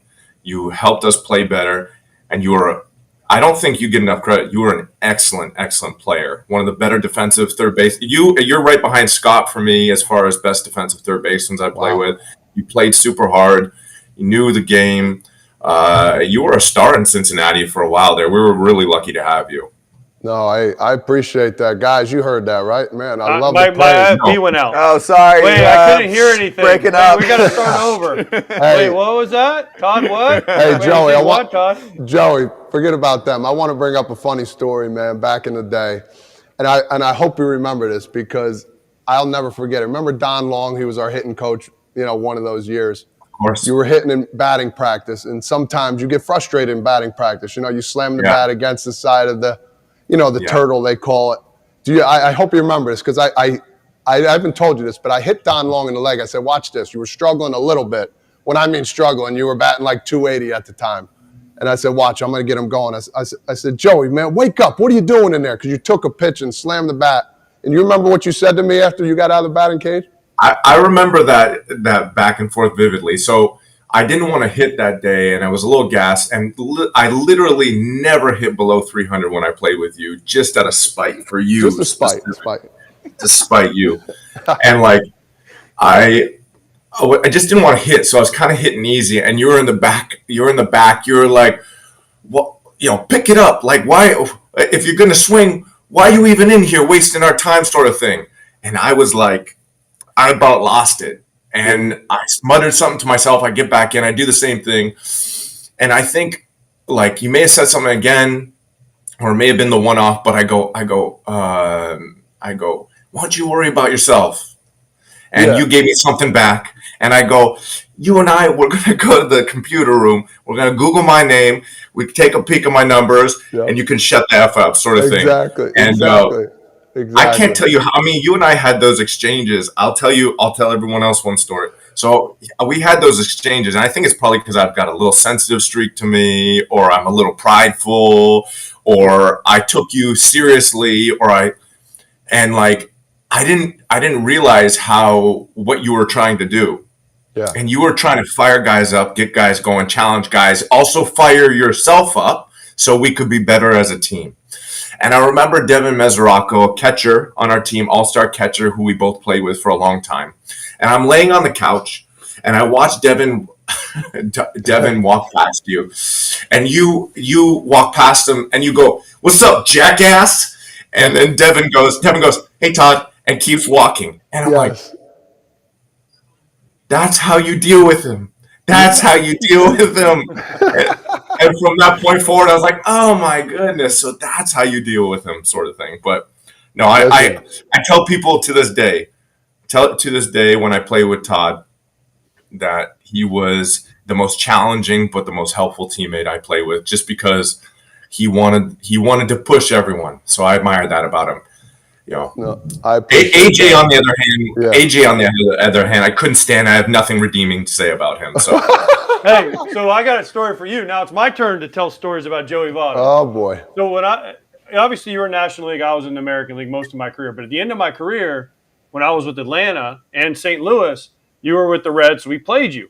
We used to have a contest. It would be like everybody would throw before the game. We're playing the Reds. Like, all right, whoever gets on first, whoever gets the strangest comment from Joey Votto wins, and we'll buy him dinner. So we would all get on first, and we would ask you the most outrageous thing. And whatever you would say, I mean, there was something, I don't even remember the stories, but it was like, I remember Freddie got on first, and you were talking about like the sky or the stars. And one time I got on first, and you had the tightest pants on I've ever seen. And I just touched I touched your butt, right? And I said, man, Joe, you look amazing in these pants. And you just looked down, and you kind of stuck your ass out to the side, and you're like, you're right, I do. Right? So then, this is when I was with St. Louis. So then we went over to Milwaukee, and St. Louis was there. They had an off day, and we were playing the Brewers. And Rosie, the clubhouse guy, had all the Reds uniforms. They hang them up, right, in the back in Philly, or in Milwaukee. I said, Rosie, I'm putting Votto's – you don't even know this. I'm putting Votto's uniform on. I want to see how tight it is. And I went full uniform. I couldn't get the pants on. They were so tight, right? And then the next time we played him, he had baggy pants on. I'm like, Joey, you switched pants. And he said something to me. He's like, well, I didn't like the way you touched me last time. And I was like, yes. I said that? Oh, yeah. You were like, yeah, I didn't like the way you touched my butt or something. You said something like that. Oh, really? No. Like, yes. Usually at first base, I'm like playing around with. Are we allowed to cuss on here? Absolutely. Yes, of course. Usually at first, I'm fucking with everybody. So like, I unless I really, really get to know you, like whenever Todd and I played together for years, so he'd get to first base, and I'd ask him how the city was when he played for the Mets. I asked him how his family's doing. I asked him how his, just like things that like were like I cared about how his well-being. I asked him whether or not he was happy to be back. But like if I don't know you, to me it's like I'll say hello, but if I get a read of like someone that's willing to play or someone that I feel like is being like not eye to eye, is like being dismissive of me, I'll usually mess around with them. But AJ, you kindly like constantly gave me that energy. I mean, I come to the plate and you'd like, I don't remember things you say because you're a forgettable player, but you come to the plate and I would be like, I'd get a little comment from you and I'd be like, why is he, interrupting me right now? Like, because I was messing with you. You were messing with me, and I was trying to mess up your thought process, right? No, you're grinding. You're trying to squat, stand up, squat. I don't know how I can get the ball for. So I'm like, well, maybe if I say something. Trying to get the ball for. I've got like 2,100 hits. What do you mean? Tell him, Joe. Joe, tell him. I mean, hey, what are you talking about? Hey, Joe, we're not all Todd. We all have 2,000 hits. That's not a big deal. I mean, you get to 3,000, let me know. But Todd ain't got 2,000. I got 2,000. You got 2,000. You don't understand this conversation. I looked up your numbers before this interview, just like trying to get a gauge of how much time and how much. I mean, you played a long time, and were a really successful player. And I only got to catch you. I think I caught you a little bit when you were with the White Sox, but generally speaking, like on some of your other teams. But I thought that, I playing against you, I knew you had a reputation for not only being a good leader, but also a really good offensive player. So, I obviously 2,000 hits goes without saying with your career. So Joe, I gotta tell you this also. When we played, you have 2,000 hits, right? Yeah, 2,000. Yeah, that's incredible. How did it feel? How did it feel?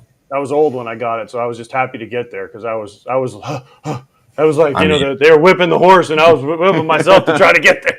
So, amazing. The scouting report on you, right, is when I think we were in Texas. No, I don't know where we were, maybe St. Louis, and they said Joey Votto, he won't swing. So the scouting report on you is just throw it right down the middle and force him to swing, right? I mean, literally, that was a scouting report. Like the first couple of bats, just throw it down the middle. Because you were, that's you're 500 on base, 400, whatever it was. So Mike Maddox, I think, was our pitching coach, and he's like, "Hey, just throw it down the middle. You have to make this guy swing, otherwise he won't swing." And we tried that, and I think we played you in a 3-game series. In the first 4 at bats, it was like boom, boom, boom, boom, and then about the 3rd at bat, 4th at bat, you're like, "Screw this, whack, home run." I'm like, "We ain't doing that anymore." Well, I mean, you gotta. It's the at bats are I think complicated because I try to gain as much, on a serious note, as much fooling around as we've done. Like I tried earlier in my career. I used to carry around the Ted Williams Science of Hitting, and one of the messages in that particular book was gather as much information as you can early especially in your first at bat.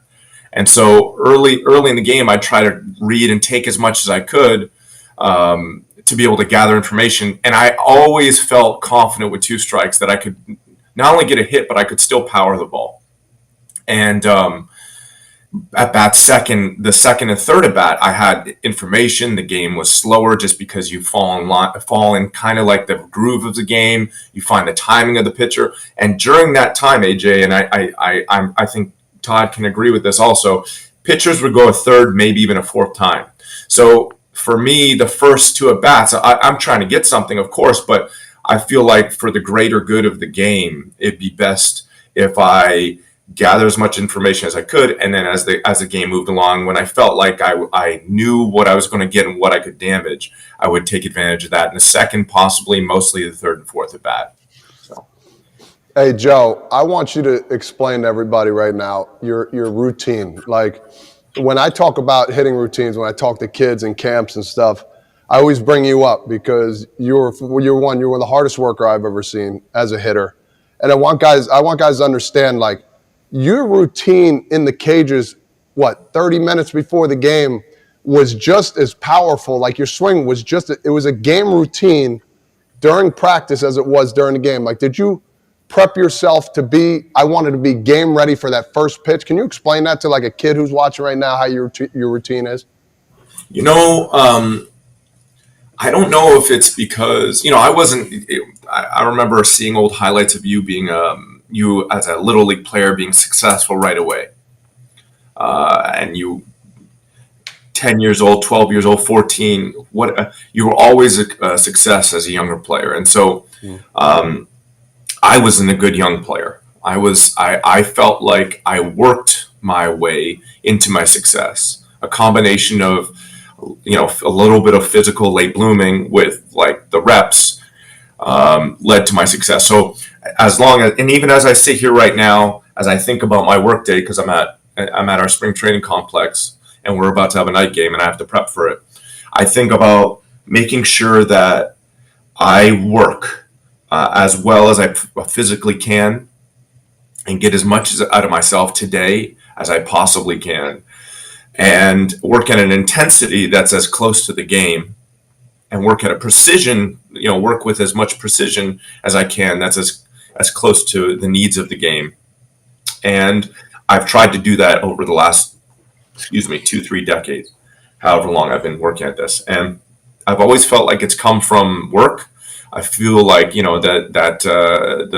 guess it's a term, deliberate practice. I've always done that. I didn't know what I was doing until, probably my 30s, but I just have never been a natural, and I feel like the work has led me to having some success in this game. So it's always been about desperation. Like I feel like an urgency. I feel desperation. I feel a level of like discomfort and feeling out of place unless I get that work in, and unless I feel, and I have to feel like the work is helping me feel sharper. So I don't know if that answers your question, but it's like some guys just have it. I played with Ken Griffey Jr. And I remember one time I was hitting, the great Ken Griffey Jr. of course. And he goes, I go, what do you got any advice for me, or what do you do? And he goes, man, I just try to have fun. But like, he's coming from a place of hitting off of, Johnny Bench and, Tony Perez in the clubhouse with the Big Red Machine, or taking batting practice off of his father, Ken Griffey Sr., his arm, or like being a superstar high school prospect. So and I don't want to say it came easy for him, but he was like, he just was always in it. Whereas I elected to start, I tried to get good at baseball at about 14 years old. Like I dedicated myself, maybe 15 years old, where I just shut basketball down. I shut, football down, everything down, with the attempt of being the best I could. And I felt like, at all times, I still to this day feel like it's just been, work. I've had to work, but I'm grateful for it. So, yeah. No doubt. To change gears a little bit, what's the Reds' outlook this year, man? How you guys looking? Some young guys stepping up. How do you feel being, that veteran guy that everybody's going to look up to and kind of lean on here a little bit this year? Yeah, I really like a lot of our younger players. We have a potential. We have 3. I don't like giving too much to young players because I think it's unfair and I think it's unrealistic. But we've got 3 pitchers in Graham Ashcraft, Hunter Green, and Nick Lodolo that have a chance to be strong pitchers. And so I think some of them could, some, maybe all of them could end up being all-star caliber and beyond pitchers.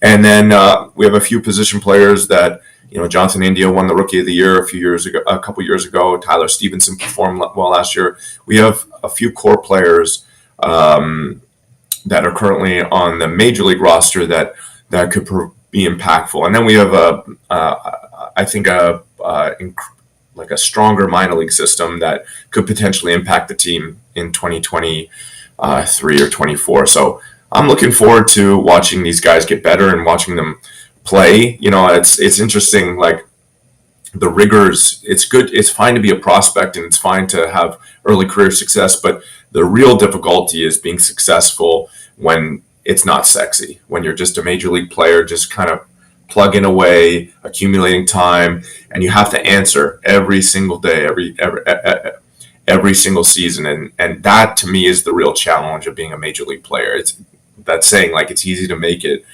but it's hard to stay. And staying comes with like really answering the bell every day and performing well. We're entertainers. Our obligation is to entertain, to be able to answer the demands of the fan. So, yeah. Speaking of entertaining, I mean, last night's World Baseball Classic, or a couple nights ago, World Baseball Classic was excellent. I don't know if you guys caught that. Yeah, for sure. I think if you're a baseball fan, you're definitely watching. If you're not a baseball fan, I think you should have watched it anyway. Question also, did you get asked to play in the World Baseball Classic this year? Was there a possibility or no? Yeah, there was a possibility, but with my injury, I'm still coming back from my bicep and my rotator cuff tear. So I had surgery last August, and I've made progress. I'm starting to play spring training games, but I just got to keep plugging away. So wait, who plays first? If it's you and Freeman, who plays first? I DH probably. Okay. Yeah. Okay. Two solid first. I mean, pretty good pick. Freddie's great player. I mean, he's probably the sport's best, or him or Goldschmidt are the best 2 first basemen in the game right now. So Freddie played first. I'd be happy to DH, just support the team. So yeah. So didn't you come up as a catcher, if I'm not mistaken? Weren't you a catcher in the minor league? They draft players as catchers, and I think that's just like a hope sort of thing. I was never going to be a catcher. Hey, some of us were drafted as catchers, and we stuck there. All right, so let's not. Yeah, well, it's amazing to be able to perform behind the plate and still perform offensively. The degree of difficulty was, just. I have no idea how the good offensive catchers do their job. It's amazing to me. So. No, I agree totally. So let me give you an instance here. Halfway during the season, Reds are struggling a little bit. Next thing you know, trade deadline's coming up. And they come to you and say, hey, Joey, we got an opportunity if you go to the Blue Jays or some other team. I say the Blue Jays because you're from Canada. I know you're a Red at heart. I know you never want to leave that place. But is anything going in your mind thinking maybe, if the Toronto Blue Jays are dominating for the season? I'm thinking... my answer is I have to get healthy and perform well, and I'm not trying to dismiss that question, but when I signed my contract with the team, the 12-year deal, it was there was an agreement between both parties that this was a long-term commitment and a monogamous commitment. So, I've been dedicated to the Cincinnati Reds. No one's ever heard anything about me asking for a trade or hinting at playing with another team during my entire time. And we've had a lean 10 years. That's awesome. So I don't know. I had heard a comment about that the other day, and it's, this is a business, first and foremost. And there's going to be speculation. From the day I signed that contract, they may have been trying to trade me for all I know. I have no idea what goes on in the higher ups perspective. But I've never said anything, and my goal is to just perform well and honor my contract. So Joey, you've talked about all these things. You recently, well, I don't know if it was recently, but in the last couple of years, you've gotten on social media, and you kind of said it kind of helped you reach people and kind of get out of some loneliness and some stuff. They forced me at foul territory here to get on social media. So do you have any advice for me as a newbie on social media? Well, it depends on what your goals are. If you're trying to, I think if you're trying to connect with the fans of this particular, is this a podcast or a radio show? What is this called? Digital show. Digital show. It's YouTube, podcast. It's kind of both. So we Everywhere. can see your face and hear your voice, whether you want to be seen or not. It all depends on what they want to listen, how they want to ingest. If I'm most honest with you, being sincere, and when I say sincere, if you don't want to connect with people, if you don't want to be social, then they can tell. They can tell.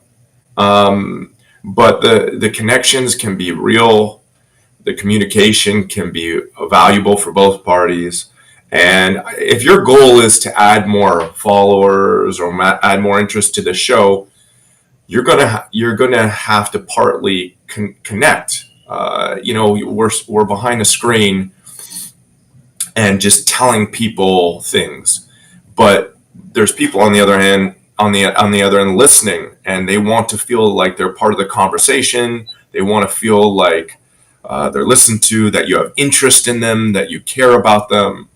And if you keep them at arm's length, that can be sensed. But if you're genuine about sharing yourself or listening to them or communicating, if you're genuine about wanting to have the conversation, wanting to debate the topics, wanting to present the questions to the players, or just present the questions in general that the fans want asked, they'll feel listened to.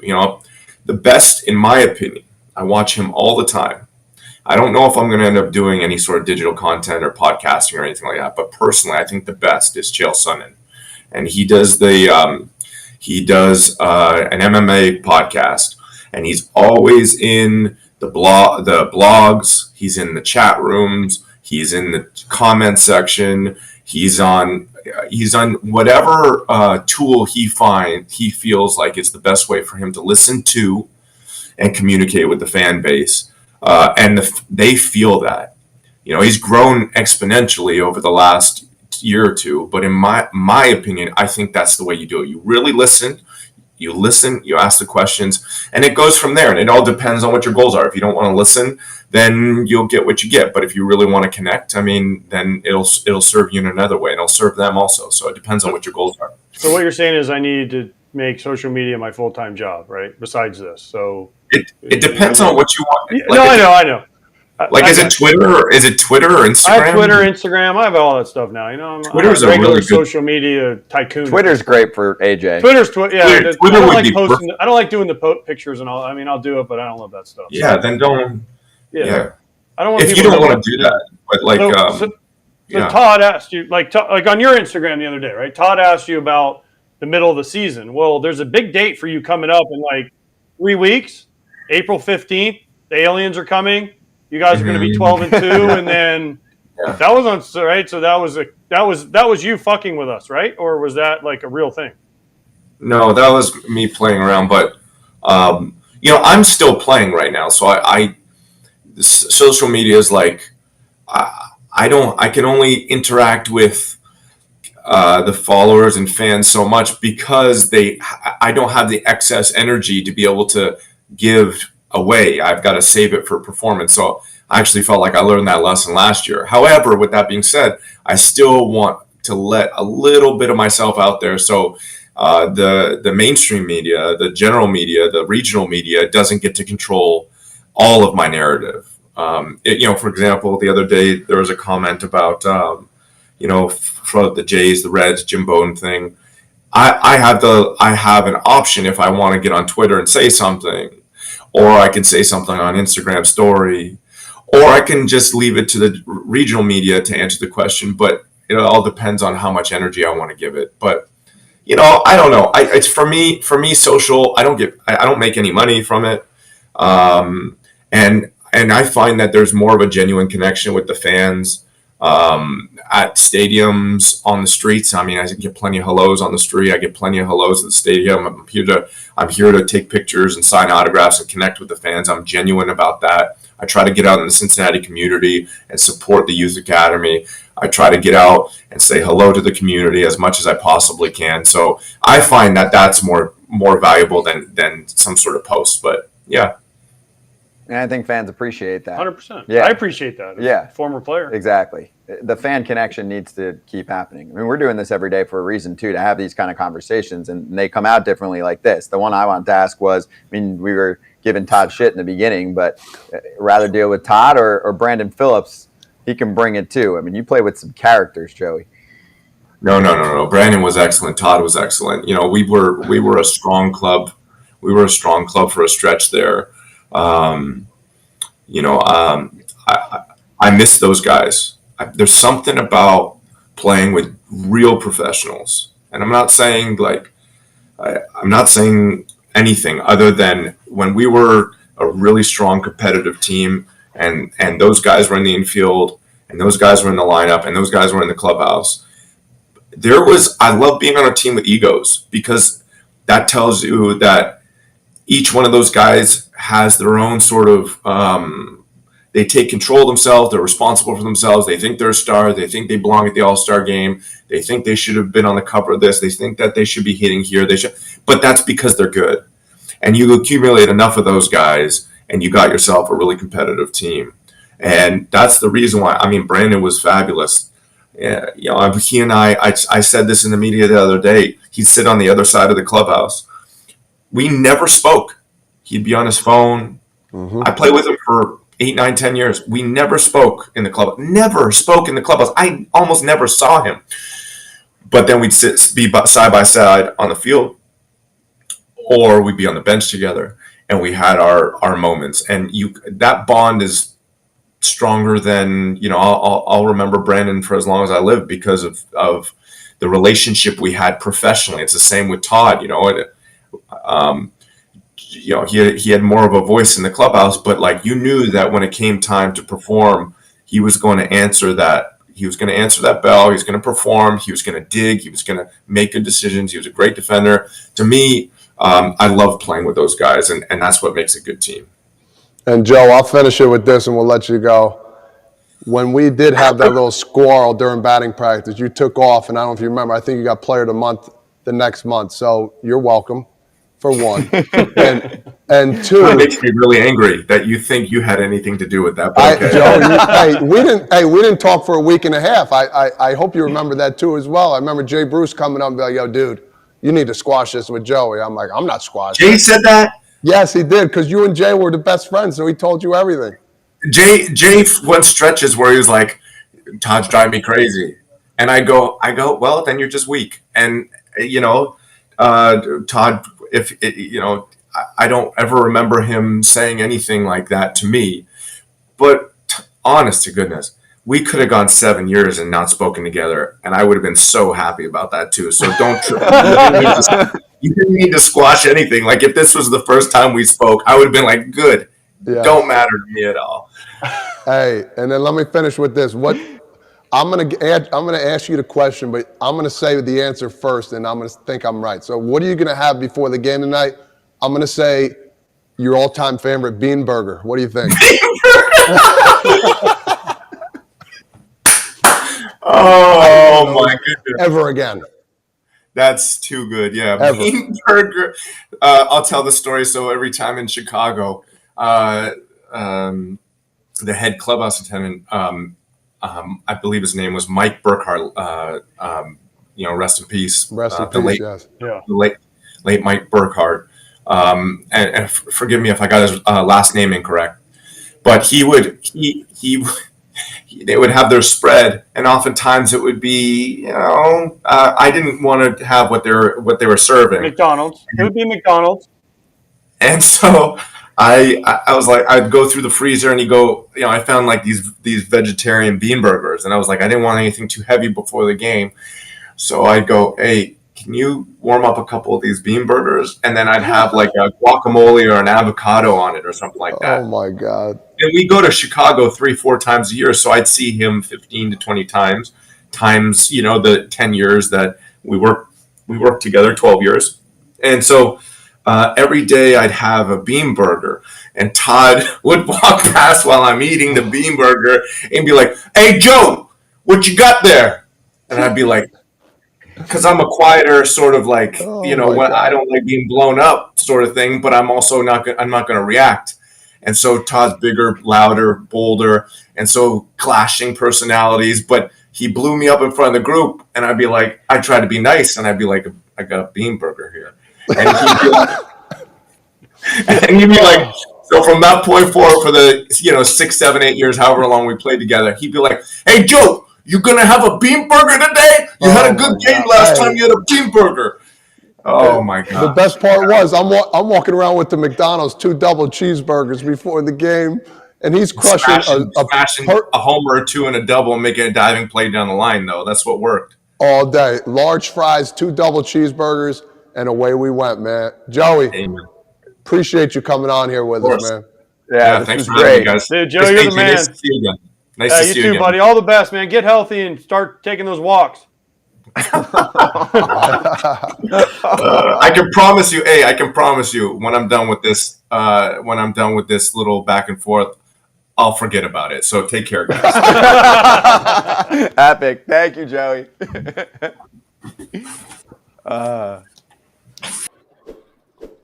How good was that, Kratzy? Wow.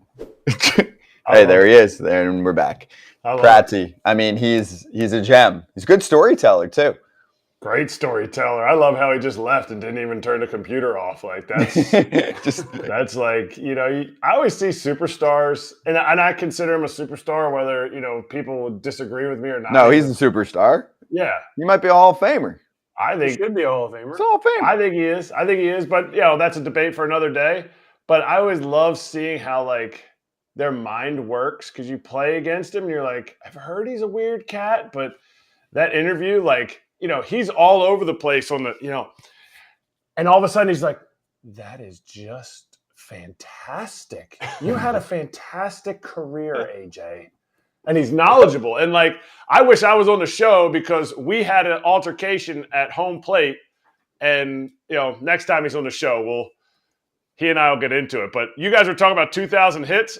Damn, I barely even had 2,000 at bats in the minor leagues. Like, y'all have 2,000 hits in the big leagues. Like, so Kratzy, what you missed? Oh, thanks. But what you missed was, so before we did that interview, we were all sitting here, and our mics were hot, and he was in the green room, and I said, "Man, I can't wait to talk to Joey Votto. He has great answers, but sometimes he says things, and I just don't get them, right? Because he does say things, and you have to kind of like go back and think about it, and then you're like, okay, now I understand what he was saying. Well, he heard me. So Frazier's like, you dumbass, he can hear you, right? So then we come on, and we're like, okay, we're going, and he was coming at me like he said something about Frazier, I think in the something about Frazier in the shower or something, right, to start, and then he's like, and AJ, I got something for you, and then right then, thank God, Jeremy goes, oh, by the way, we have to restart. And I was like, jackpot. So then he had to start his whole skit over again, because he had this whole, and Frazier after the interview was like, you're so lucky we had to restart, because he was just going to go off on you for 5 minutes. And I was like, great. Let's go. I was waiting. Me too. I wanted to hear it. Because you're talking smack and heard you. But I didn't mean it like, I know. I didn't mean it like negatively at all. I meant like, no. Because when you have conversation with Joey Votto, and I even said in the interview at first base, he'll say things and you're like, what the hell is he talking about? And then you think about it for a minute and you're like, that kind of makes sense. But it's just him. I mean, Canadian. I mean, what do you want, Personality is the game for sure. Yeah. His Frazier impression for the bean burger story. Can I have a bean burger? Hey, Joey, you could have another bean burger. hey, don't sleep on Todd. Like being like that in the clubhouse where you're just like, damn, man, shut up. Yeah, but it's hilarious. But that's the energy that you need every day. Yeah, the ego, though. He said that part resonated the most that was with the best you, right? quote of that whole interview. If you take one thing out of that interview, and there was a lot to digest, was when he said at the end about Brandon Phillips and Todd, I want egos in my clubhouse. And he's right. You need guys that expect to be good, believe they're going to be good, and then they go out and do it, right? And if you have an ego, normally it means you're pretty damn good. You ain't guys that are the, and I don't, no offense, Crouchy, but if you're the 26th guy and you're on the shuttle from Buffalo to Toronto, guess what? You ain't got no ego. You ain't walking in that clubhouse being like, jump on my back, boys. Let's ride. Brandon Phillips walked in there. Joey Votto walks in. Todd Frazier walked in. They're like, we're the Reds. We're the big, bad Reds. Let's go. And they were good. And they were good. Cueto. I mean, they were good. Cueto has 80 horses. He's riding around like he's on another planet. He does selfie videos singing. He's got that good ego that you want too. That's what that team was all about. That was awesome. All right, let's do a little futures action. Season's coming up. We'll be betting every day. Join the party if you like money. So we're going over no, you don't like money? AL Central predicted win totals. Vegas on the left side. Out of the park, our friends, yes, you're pointing at me, on the right side. Vegas has the Cleveland Guardians winning the division, and they're putting them at 86.5. Out of the park, you're probably looking. Minnesota's above them because Out of the Park has them at 87 wins. They've pretty much got the Vegas number for Cleveland. They've got the White Sox under that 500 mark. They've got KC and Detroit a little bit over their marks. Over under, each of you pick one lock from this division, replacing futures bets. You can go anywhere. I'm going to let Kratz go first on this one because I think you know what I'm going to say. I mean, AJ's career had a lot to do with two of these teams. Yeah. Go ahead, Kratz. But remember, none of that matters on this show. That's true. No, it doesn't. I mean, Frazier's about to work for Yes Network, and what was it, yesterday? He's like, Ohtani signing with the Mets. I think there's a lot of Yankee fans that are thinking he's going to sign there, and I actually think there's very little chance of that. But anyway, Kratzy, do you want to kick this off? Where's your pick in this division saying, Vegas, you got it wrong? Frazier's about to get fired if he's going to be picking anything against the Yankees working for the Yes Network. So that's not going to work out. AJ's a liaison. He's the person that sits you at your table when you go to the White Sox games. They said they don't have tables or good food there, so it doesn't. Hey! Wait, what? Oh, I thought I wasn't on the mic anymore. Anyway, I'm gonna take AJ's other team, the Twins. I'm going to go the over because I might even say they might even go higher than the 87 wins that Out of the Park is predicting. I just think they have more depth and more thump in their lineup than, the big names of the White Sox or the young and up-and-comers like Cleveland. They got Buxton. They picked up Farmer last year, who's not a thumper, but he was, the most productive on the Reds last year in their lineup. He led them. He's very versatile. They got Polanco. They got, obviously, our boy Correa, who said he's going to win MVP. That's what his goal is.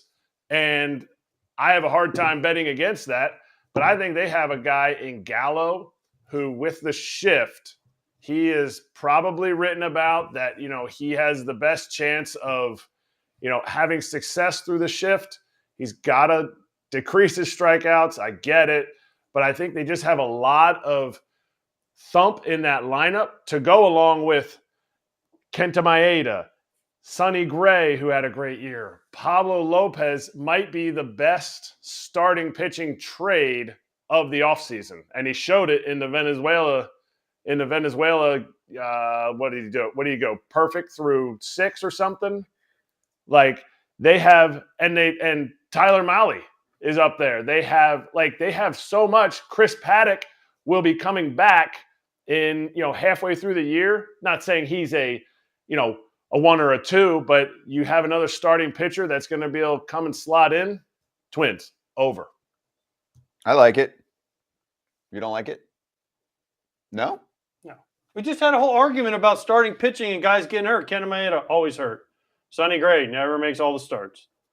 I mean, their rotation he's is talking good. Their rotation's better than the Cardinals' rotation. You're also dumb. Maeda, Sonny Gray, Pablo Lopez, Joe Ryan. Who's one of the other big names I'm missing that Kratzy just said? So, what do you mean your point? It's my turn to talk. Hold on a second here. Now you two got me fired up, and I don't like it. You just had a whole conversation about how lineup doesn't matter and how starting pitching matters.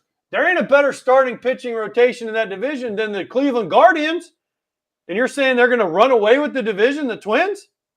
You can't have it both ways. Run away? You didn't say run away. You said over 87. I said it might be over 87, yes. Well, okay, Frazier, it might be this, and I might pick the Royals, and I might pick the Tigers, and I might – but no, you picked the Twins to win the division. Here's the problem. Correa, great. They didn't make any other offensive moves for me. Buxton, can he stay healthy? He's only playing DH. Kirilloff's already on the DL. Polanco's already IL. Excuse me, IL. They traded away Arise. They traded away Arise, who won the batting title last year for him, right? Who's going to hit?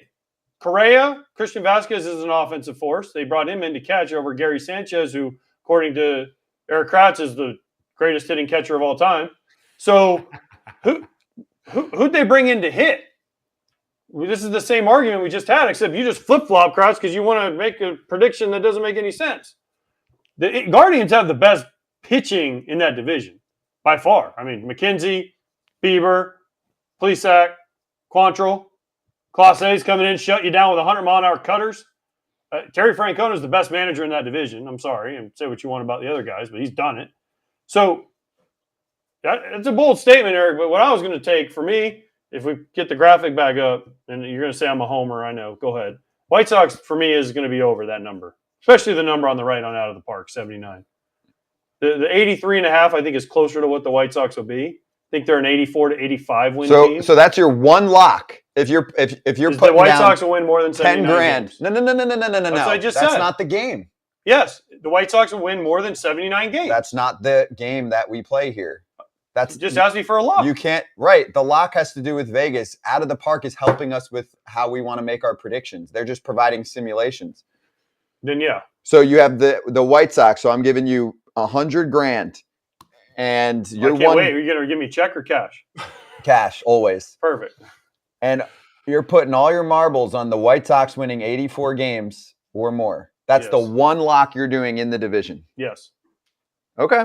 Because for me, that's a close call there because they lost Abreu. They didn't do a lot. I like the White Sox, but I don't love them, and I don't know. They could win 90 or they could. Giolito's going to be a free agent. He's going to have a big year. Okay.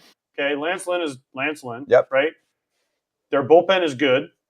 Mm-hmm. Okay. Although missing Hendricks for a couple months. But they still have Graveman. They still have Bummer. They have all these guys that can do things in the late innings, right? I can't believe I'm about to say this. Moncada, Robert, Eloy are going to play more than 100 games this year. I know. I was like, 100 what? I know. You guys are both looking at me like I'm crazy. I know. It's a prediction time now. And I think if they're healthy, I'm not going to say they're going to win the division, but I think because last year they finished 81 and 81 and the last week they shut it down and because the Guardians had already clinched. So they were like, yeah, screw this, we quit. But if they're in it, they're going to stay in it till the end. And I'm saying 84, 85. Okay. Because nobody else in the division made enough improvement for me to But that's the thing. Out. That's close, though. You're saying 84, 85. Yeah, but I said over. Right, so 85. We're looking over 83 and a half. I didn't say the Twins. First of all, I didn't say the Twins were going to win the division. I said, what is my lock? I said the Twins over. We're not picking the division winner. The Twins over is the lock. Over 84 and a half that's easy. He's just saying the lock is he thinks the Twins are going to win 85 or more. Okay, what did the Twins do significantly? Pablo Lopez, I get. What else did they do significantly to make their team better? Because they weren't even close in the division. He likes Gallo. He said that. Okay, he's got a Gallo's a big pickup. He's a Yankee lover. I mean, what do you expect? Let's be fair. If you think Eloy's and Yohan are going to play 100, why can't I let Buxton play 100? He's going to as DH, but he needs to be in center field. This dude you have two dynamic guys up the middle. That is huge. Max Kepler Max Kepler is going to have a bounce back year from what he had. I get it. Buck Farmer's not. He's going to be more of like, a 1-WAR player, 2-WAR player, but he's going to give them stability at the position for singles Arise. Like, they got rid of Arise. I get it. He wasn't blasting balls all over the park. He was barely a first baseman. He just blasted 2 home runs in one game against USA and WBC. That's not going to be a regular thing. I'm just saying. Okay, so you traded Joey Gallo for Miguel Sano. What did Sano do last year? Exactly the same thing Joey Gallo did. No, who's going to have a better year this year? Joey Gallo, because he's on a team, of course. But I'm saying Miguel Sano was supposed to be Joey Gallo. He didn't make him better. Yeah, but to me that's an easy bet to try to go after Gallo. I'm just having a conversation. I agree that I think the Guardians could be the team that, if you were to ask me to guess, they might be in first and they might be in third, because I get their starting rotation is what it is, but that organization does not know how. They don't go and pay for a bullpen, so their depth in the bullpen, they have tons of starting pitchers galore in the minor leagues down there. But yes, I'm fearful of any consistency or ability to mitigate any injuries. And I feel like, but I agree. I think they should win the division. And I think they're even more of a lock. But at 86.5, I'm worried that they might be more like a 89-win team, and I feel like the Twins might be more of an 88-win team to a 90-win team, and I think that was more of a lock, but not division winners. My turn. Cleveland. I think they're going to win 90+. I think they're the Rays of the Midwest. So, and Kratzy made the point for me for the most part, but I think they're pretty much bringing the same squad back plus Josh Bell. Okay. The biggest thing for me, because I'm a prospect guy, top 5 farm system in the game still. And we've seen this happening over the last couple of years. Guys come up for them and they shine. And some of it's via trade too. Andres Gimenez was maybe the best second baseman in baseball last year. Rosario had a great year for him. Rosario had an awesome year, and he hustles, and he sets a great example. Jose Ramirez is a top, 7 player for me in baseball. Top what? 10. Top 10 for sure. Yes. Position player-wise. Bieber looks incredible in spring training. He kind of looks a little back, a little velo up too. I think McKenzie takes another step. And then the farm system. We can spend a lot of time on how many guys could come up at some point this year for Cleveland. So for me, that's my lock. I would be surprised if they win only 85 or less. So that's the one, and I'll disagree with OOTP too. So there you go. One quick one. I want you to give Jose Ramirez his due. Right now? We just did. A lot better than top 10. I said top 7. Top 10 position player in the game? Trout, Betts, Goldschmidt, Arenado. There's 4, and I haven't even thought about it. I mean, we're talking about a 3, a 2, a 6, and a 4. There's 5. In the MVP voting. Top 10. We can do this in another show. He's top 10 easy. I said top 7. Top 5, you're starting to push it. There's 6. Yeah. Play the game. Pre-order now. Out of the Park Baseball 24. I think my voiceover for the game comes out, I believe, on Friday. Nice. So stay tuned. You can pre-order and then you can get the game. Friday. Slap hands time, baby. Let's do it. Kratz hats, take over. Speaking of the Cleveland Guardians, when they were the Indians, AAA, this was the classic home hat for the Clippers. The other one I wore, I think, was I forget where I have it. I got them all lined up here. But, yeah, that was more of the July 4th hat. But Cleveland Guardians, AAA, the Columbus Clippers, ring your bells. Smallest park on earth until Charlotte made their new AAA park. Now that's the smallest park on earth. But incredible downtown spot. If you ever have a chance to go to Columbus and catch a game, it is absolutely worth it. Most uniquely built stadium, and it is tiny. It is smaller than the size of this hat, but it is tiny. Yeah, it's a great crowd there. I called a AAA All-Star game there once, and they sell out a lot out there in Columbus. I like AAA. Huh? Which, I'm just kidding. What's Pratt's AAA? always says I never did the Don't minor ask leagues. Michael Harris because we didn't even get to that, That's but true. he never went to AAA. True. Military base of the day, Fort Leavenworth, the United States Army installation located in Kansas, built in 1827, second oldest active U.S. Army post west of Washington, D.C., oldest permanent settlement in Kansas. And Fort Leavenworth has historically been known as the intellectual center of the Army, the smarts. We appreciate you. We salute you. And let's finish strong. Yeah. Slap hands. Did you have something you wanted to say for slap hands? The only thing I had was Mark Burley. Happy birthday, Mark. Hope you're in a tree stand somewhere. Perfect game, no hitter. But one of the best teammates I ever had. So, Mark Burley, happy birthday. Can't wait to see you soon. Does he do everything in life super fast? No. No? No. He's a laid back guy? Yeah, everything totally. but pitch. Yeah. Everything but pitch he does fast.